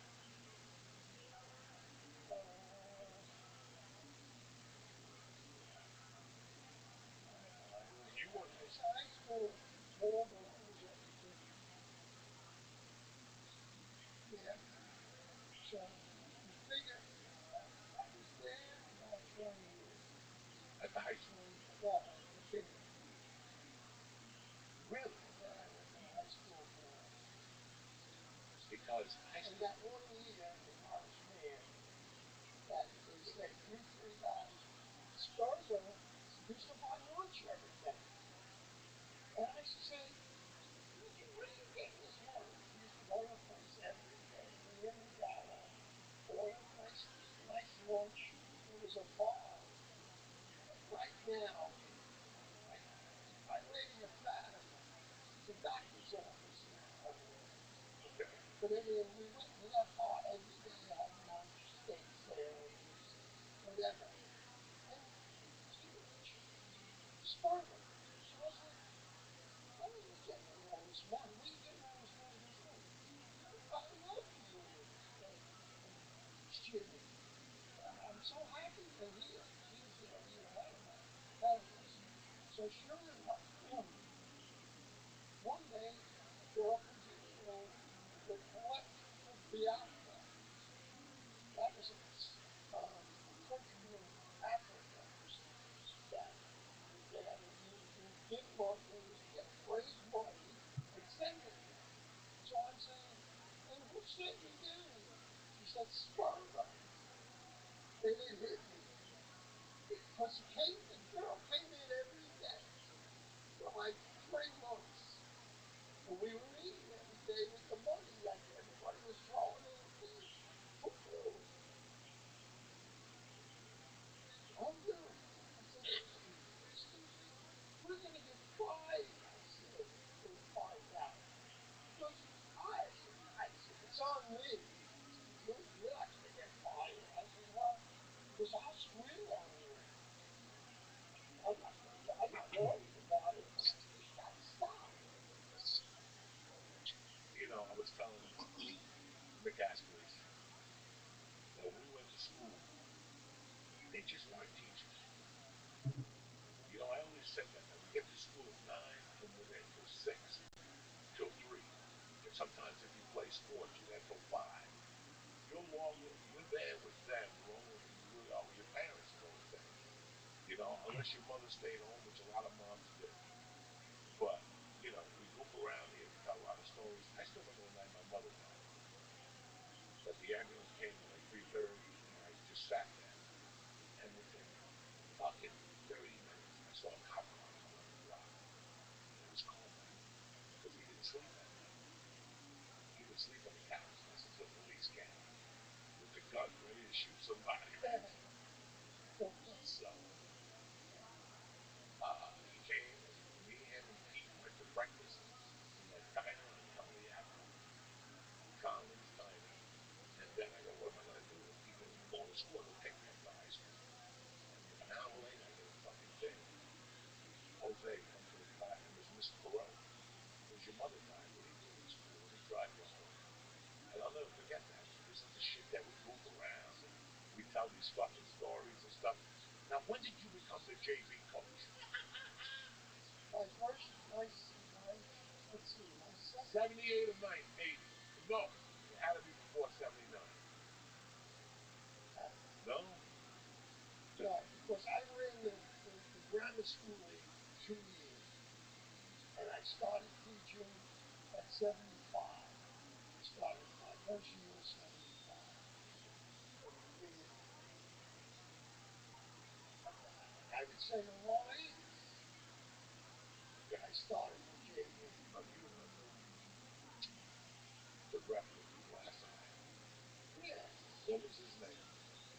to the tip of my tongue.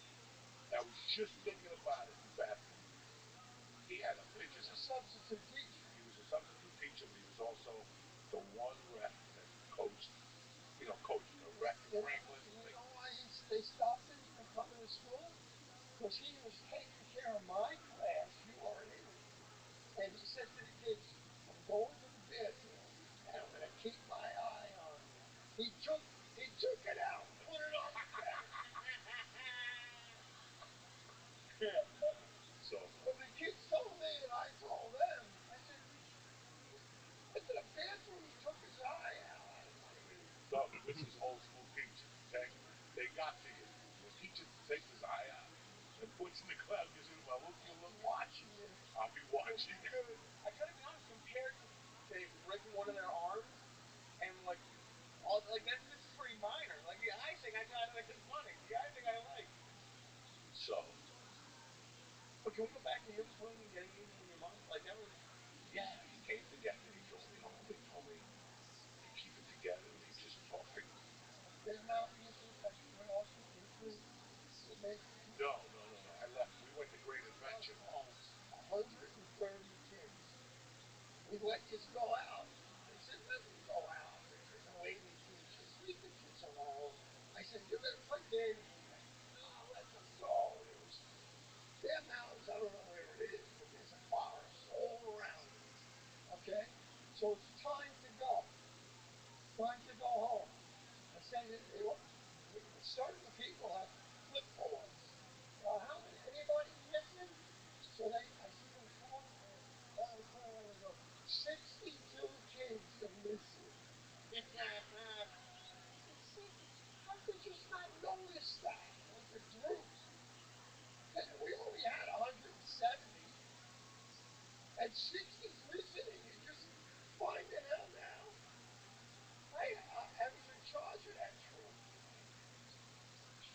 I almost killed the one lady. So you don't tell me 60. I knew all the while, but I figured they'd come back. They're not going to come back. We got home 8:30 at night. We're supposed to be home. The mothers were waiting 3:30 by school. We got home 8:30. By the time they all come back, girls had their trip. I said, we're going to get in trouble for this one. Was that the last time you went to Bear Mountain? Yeah. I didn't want to go. And then, you know. Listen, Joe, the rec's name, because this is killing me. You're going to love this one. The ref had a glass eye. So we're walking home in the 8th grade. And I'm walking home with Anthony Balzano. He's pissed about something. And we're all walking home. Anthony and Dominic were yelling. And he goes, that fucking ref, he keeps calling fouls on me. And Anthony goes, that motherfucker, he's my cousin. We're like, what? What do you mean he's your fucking cousin? He goes, he's my cousin. He goes, I'm going to go home and tell my father to tell him so. We walk in his house, all fucking rushed up. He's like, Dad. And this Balzano was eating. He's like, what's the thing? What's the thing? And he goes, Dad, their cousin, because he was their cousin. He was their cousin through marriage or something. Capitora. There you go. Cap. So he goes, Dad, Cap keeps calling fouls on me and Coco. You better talk to him. He goes, Cousin Cap. He goes, yeah. Fucking ripped up his wife's fucking dialed the number. Cap, let me talk to you about something. We're at the game with my son Anthony, Coco. You call a foul number again, I'll fucking go down there and kill you. And he hung up the phone. We're playing Dendero and Compasso. We're karate chopping them. They're like, foul. And then because he had a glass eye. So if you're on the right, and your eye is fucking glass, how do you call the foul? So we used to challenge him all the time. Challenge, no. You did not see that. You have a fucking left eye that's glass. How did you see this thing here? Just challenge it. I don't know what the fuck was that.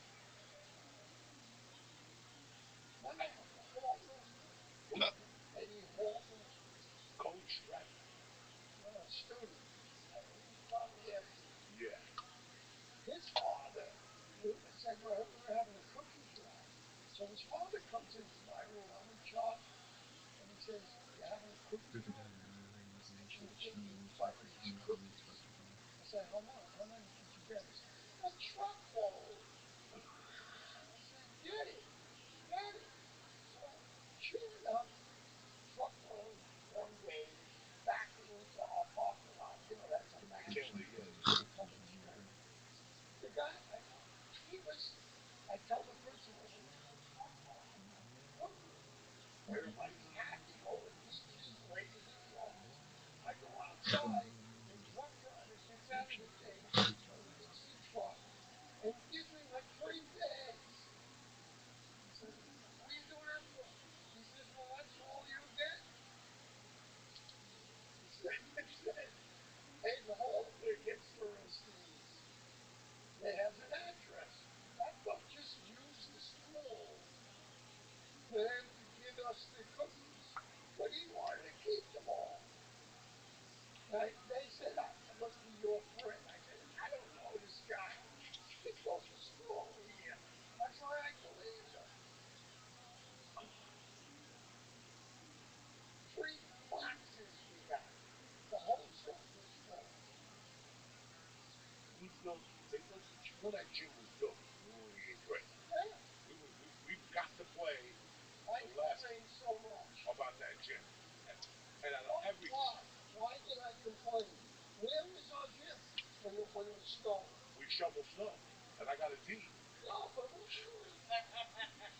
the hallway. In the hallway, yeah. Every day these kids bowling. I said, "You can't have gym every day and do the same thing." Yeah, and Mr. Fontana, we had Mr. Fontana when I was there. We used to race, and I'm trying to teach. It's the whole way to your classroom. So I went to Bishop, and I gave it to him. I said, "Listen, I want to transfer." He says, "Why?" I said, they take gym all day. Remember, you get 8 periods a day. That's right. So I had to listen. The kid wanted to go to the bathroom. He gets trampled by a race. They're having like races. So sure enough, he says, "You got some background. You got to help us maybe talk to somebody who can fill in us a gym." I don't know anybody. He said, "Usually if I name, I'll do whatever they want." I had to give a few pointers. That was weird. Everybody had to do fucking gym. So for you kids at home, you're fucking grateful. We had no. They had no. We had to shovel snow. I'm going to school. Coaching. I don't even know when we practiced basketball those days. I forget. And then we had lunch. Where the kids are running. Back and forth. There's like a little table on the side, a little edge. But there's kids eating. There's bowling and track games going on, and we're trying to teach in the classroom.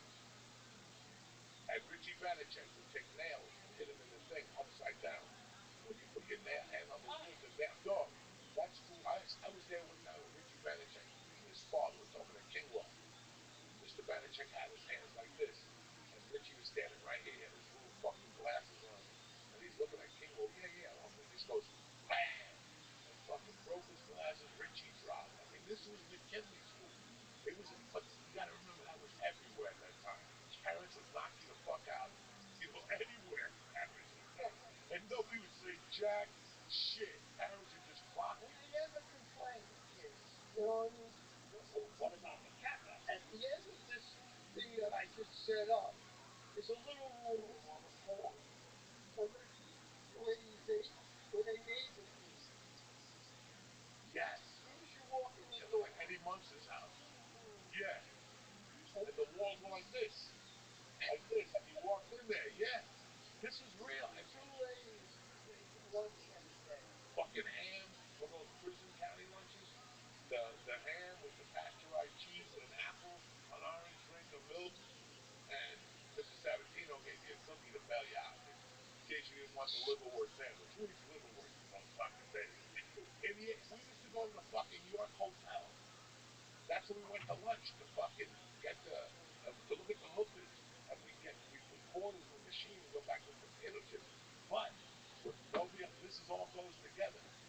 the gym, right? And if they were building the gym, I went to school with me. There's cops everywhere. There's cops on the 3, because we used to cross. We used to play basketball at the High Center Court. Yeah, North Bergen had those little courts there. 26th Street, yeah, 26th Street courts. They still play there. When you go over the bridge there? Yeah. I went there one time. There was a pouring playing in the court. Oh, pouring at that time played for the North Carolina, yeah. Played for the Mets, I think. Yeah. He's playing in that court. Yeah, they all played there. Yeah. And it was like, 10 guys like him playing. It was about as long as this. It wasn't even. Yeah. It was about as long as this room. How did you get a D in stump jumping? I didn't do the corners, you know what I'm saying? I just pushed and shit like that. But we finally got the gym, and as we were building the gym, they found the body across the street in New York. Iceman, under the bed. He was alive, whatever the fuck. So we were having a problem getting a coach. I'm not going to go into this. We couldn't get a coach that could sign on. We had Pete Wolf who could slam the ball, but that's it. We had and then some guy signed up, and he didn't like Spanish people, right? So I started dating an assistant, because if you're going to be racist, you might as well not have assistants, because you never know what. So it just goes on for a few months. She's older than me. She's a cheerleader at Sacred Heart Academy on 16th Street across from St. Michael's. I would have CYO, and I'd walk home. One day I was walking home, and he caught us holding hands. And the next day, fucking all hell broke loose.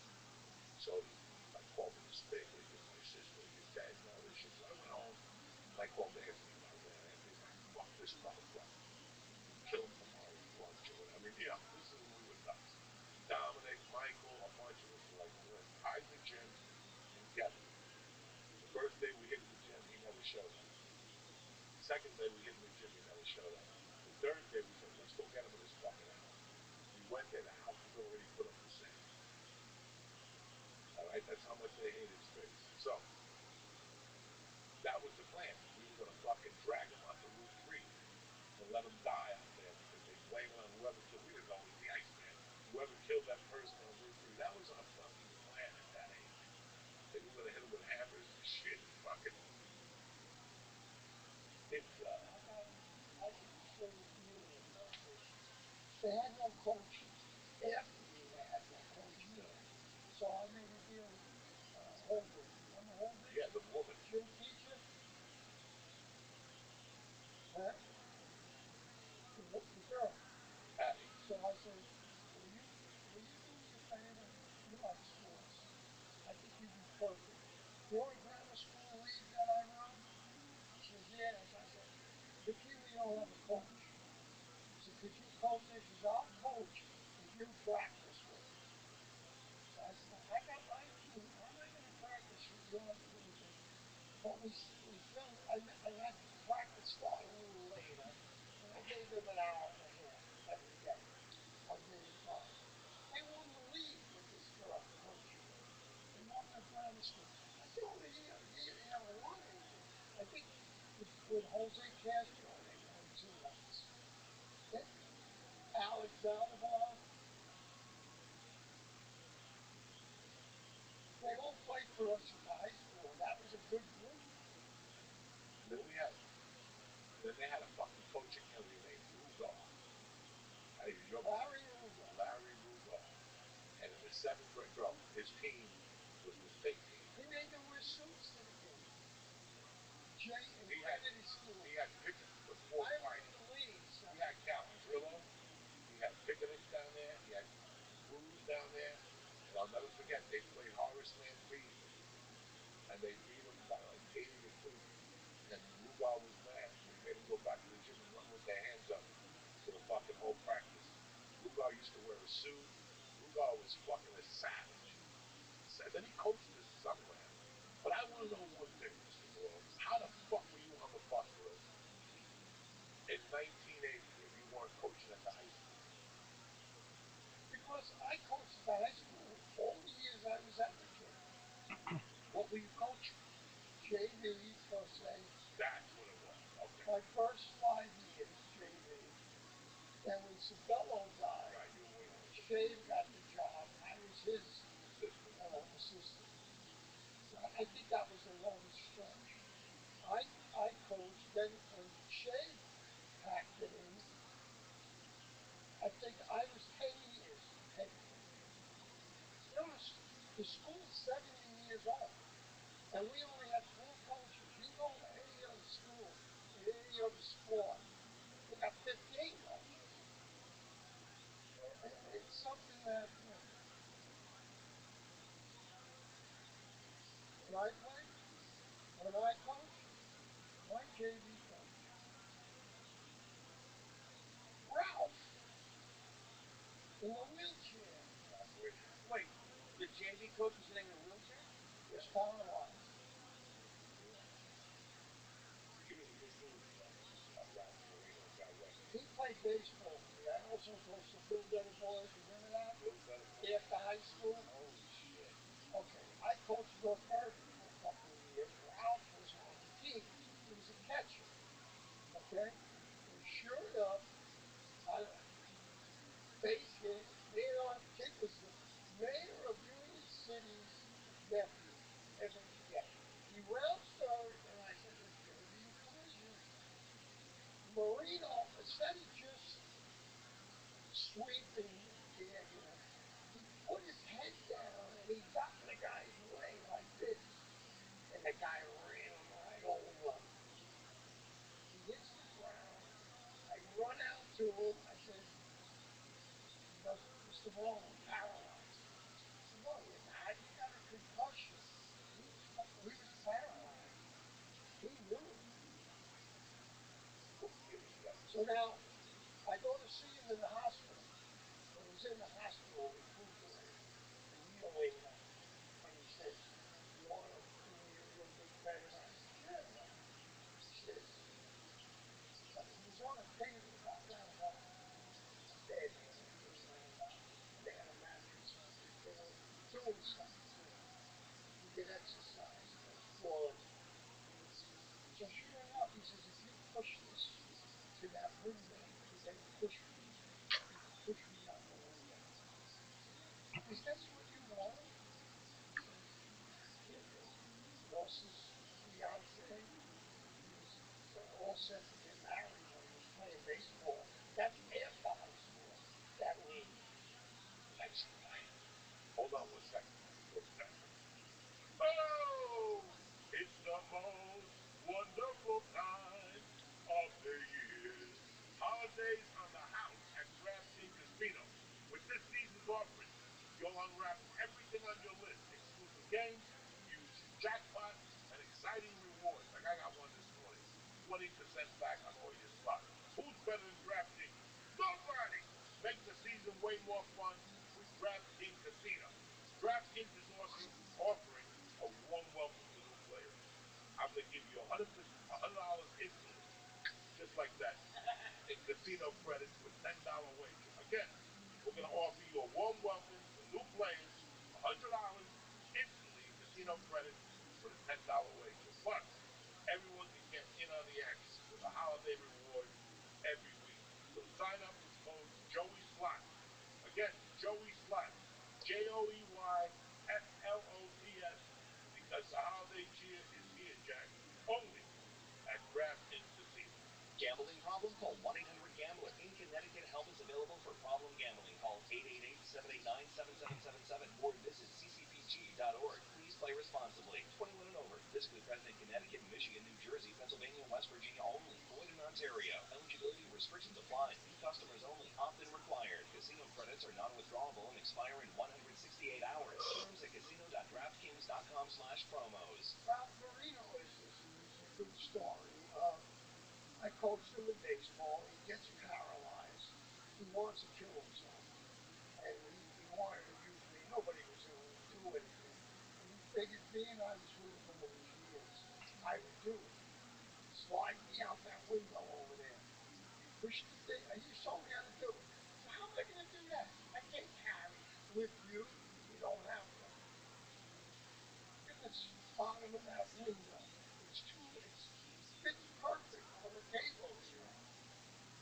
So he says, you open the window, put it up against the window, and you push me out, pull me out, throw me out. So I said, no. Now, because of that day, I walked out. I said, I can't do it. Get somebody else to do it. I leave.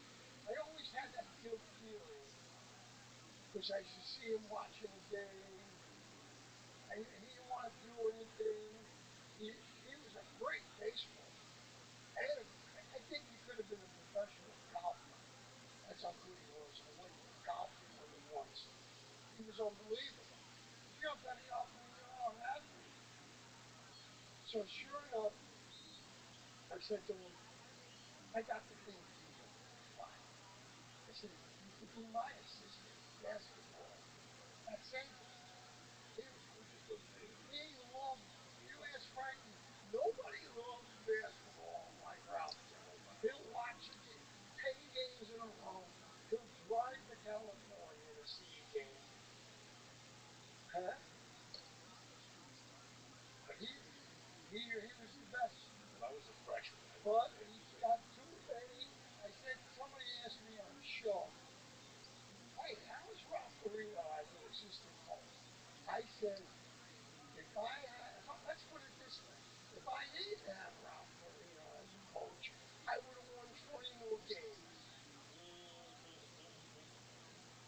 Because he cost me with technicals, because he was in a wheelchair.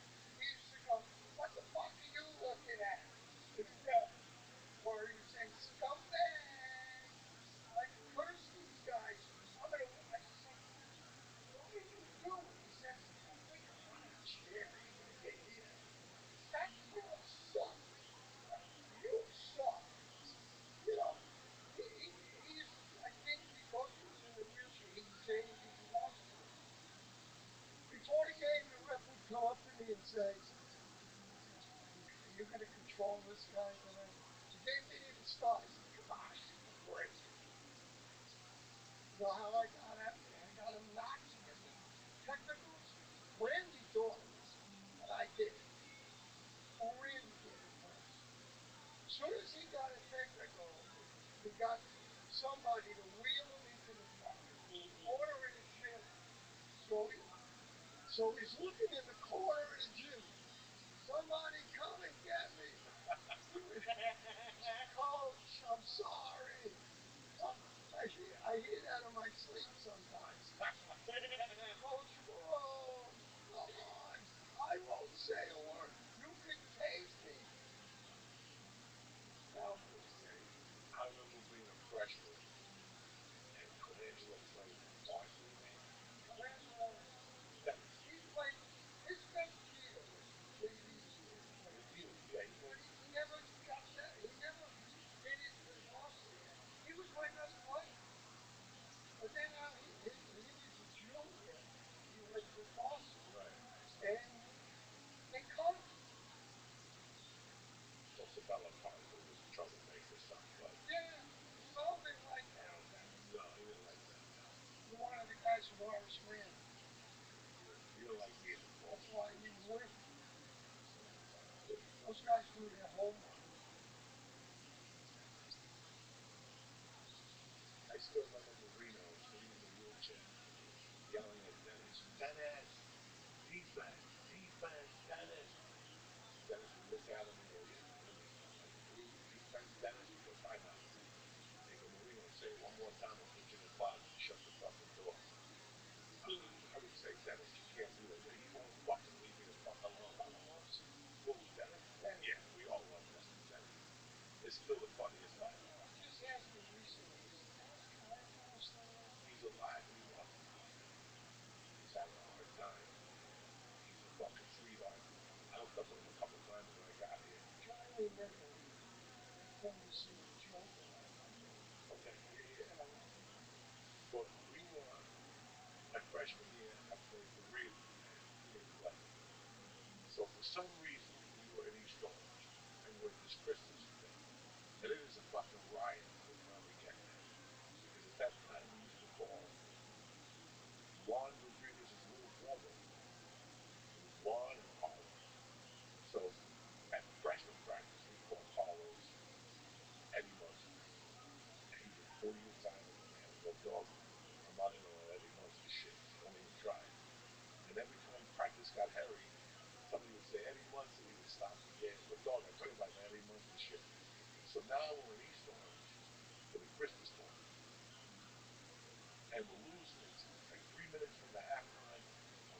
forget this. And he was taking the ball out. He was going to chuck it into Chucky or somebody. He gets the ball. The two little black kids go, "Look at my man. He looked like Dracula," right? And that's all they said.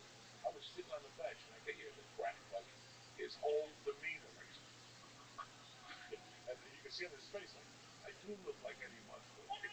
It just hit him. We were dying on the bench. We ended up getting killed. But at the time, my mom was always up at the bar. So my mom would leave me $20 bill or a steak. I had an option. So I would say, fuck the steak because it was too Cubany and garlicky. The asshole that I am now, man, I would get steakums and get Ore-Ida fries, throw them in the oven, and then throw two steakums on white bread with the American cheese. And I kept eating. That's what I ate every night for 3 weeks. Dog, there was a week I couldn't shit. I went for like 6 days without shit. I didn't know what it was. Now we're in this Christmas party, and we're out in fucking East Orange. They're shaking the bus, the whole fucking thing. We get out there, and finally we take off. And man, my stomach hurts. And I'm in the middle of the bus, and all of a sudden I go, I'm looking around to see who's around me who I've been blaming on.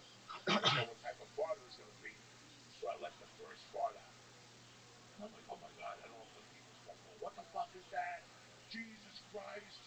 What is that? Open the windows. And you couldn't open the windows. There was a high wood. You had to put it down. They were all fucked up. And again, another fart came out of it. Right? And now everybody's fucking going, Jesus, what is that? The cheerleaders started crying and shit. They were crying. That's how bad that fart was. I gave it about a 30-minute window. Everybody was like, ooh, thank God. Who was that? It was 17. We were just blaming it on people. You were blaming it on everybody except me. I was like, it came up from over there. It wasn't me. Finally, I threw a tremendous fart. This was worse than the other three. Mr. Barone's holding his fingers and goes, he's changing flavors. Oh, that was fucking they held their faces. So they got in front of the fucking high school. So you got turned off because now, what year was bleeding in? When you stopped off? I was a freshman. So I played everything I did. I fucking. Well, that was the JV coach then? Yes. No, I don't remember, but he was all great picture. No, but it was 8th grade. I was buck wild. I could jump and shit. Reading just didn't dig me. So I used to torture him from time to time. I had people threaten him and shit. He held his ground. We never really spoke. And then I went and ran spring track with Costa, and he broke me. Reading did like I was like, I'm not the best. Just one day I just got up and I go, I'm not doing this thing. And then I was playing by the high school after school for money with those animals, Rubio, Clazario, and all those guys. We played for like a sandwich and hash raisin. What, in the backfield? Practice? Where did you practice? We practiced at Horace Mann. We had to leave the high school. I didn't see you in this ball. No, and then we used to. You came out, let's say you were practicing in the backfield. You came out and said, I'm sorry, next year you got saved. Yeah, we only played the back against some team because they canceled it. That's when you came and all the teachers were there and a bunch of people were like, why isn't he fucking playing? Like, it was obvious I could play. And people were like, but that's the way it works, you know? I still, to this day, fucking kind of regret it. You know, you mentioned that kid before. I mean, listen, man, when you go to a school or something, I wish, this is why I get pissed at people now, especially teachers, because you're supposed to open kids' eyes. You know, like I want to still beat up Mr. Logano because he never told me about New York City. I could have gone over there and got an acting class. You know what I'm saying? Like shit like that. But what was that? About anything. I just didn't want to play no more. And then I got a lung infection. I was going to play for Vinny. Vinny goes, come play football with the Sockers. And I went, and the first day I got there, I spit, and it was just blood. And one of the coaches came over and goes, what the fuck is this? And I go, I don't know. I got this amount. And he kept seeing puddles of blood everywhere.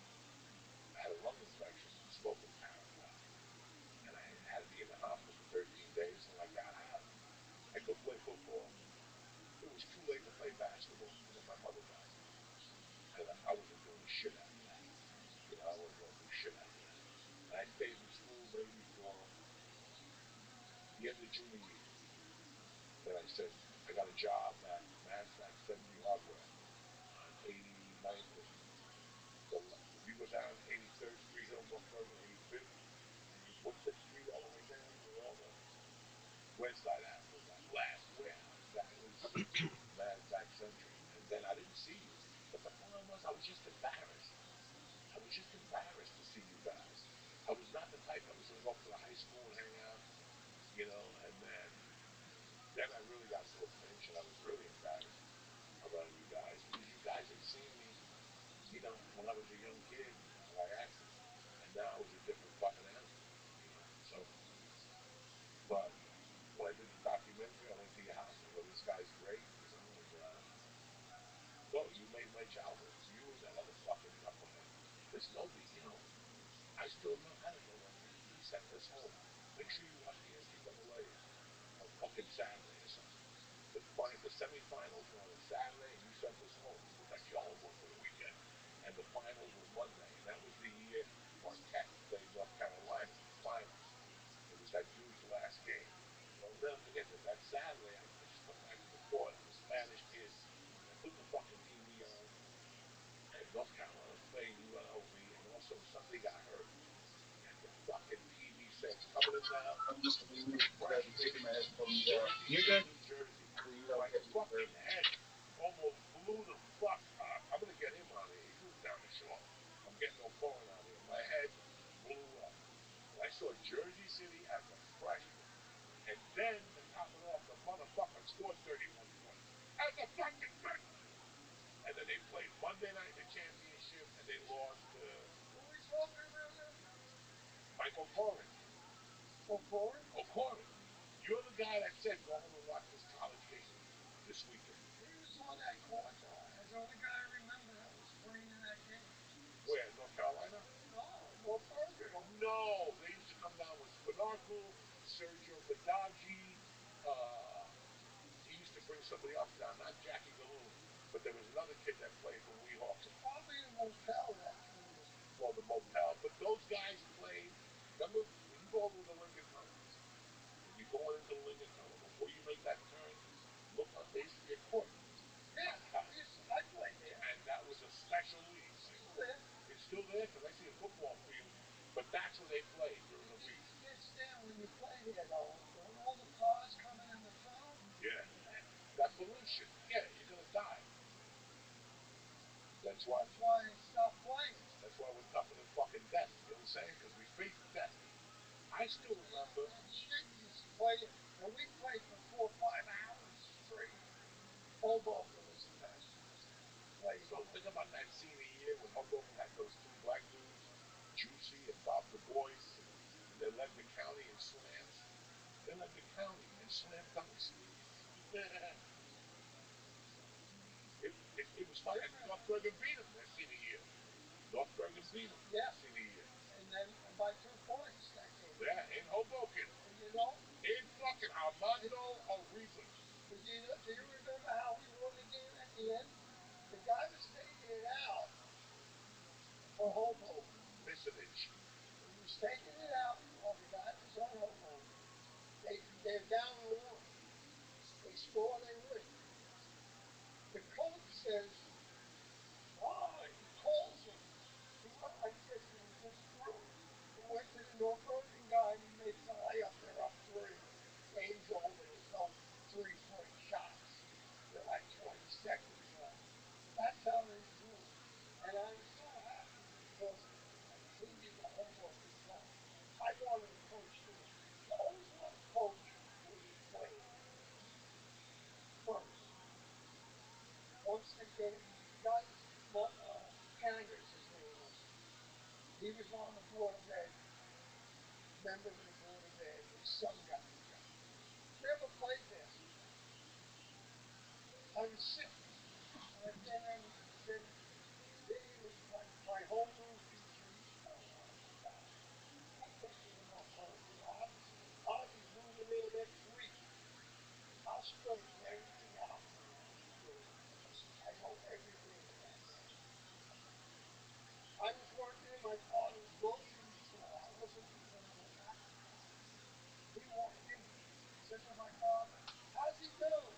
I'm behind the fucking thing. And my father said, Johnny, the coach is here. He gets me outside. I said, what are you doing here? He says, well, I'm going to go back. Now, he fucking made sure it was like August and you're in school the next day. I never would have probably went back. My father was a bookie. I would have been a bookie. I'd rather do that. Wait, he owned a grocery store and was a bookie? Everybody was a bookie back then. Everybody was a bookie. That's only a front. Yeah, it's only a front. They sell Everybody was a bookie back then.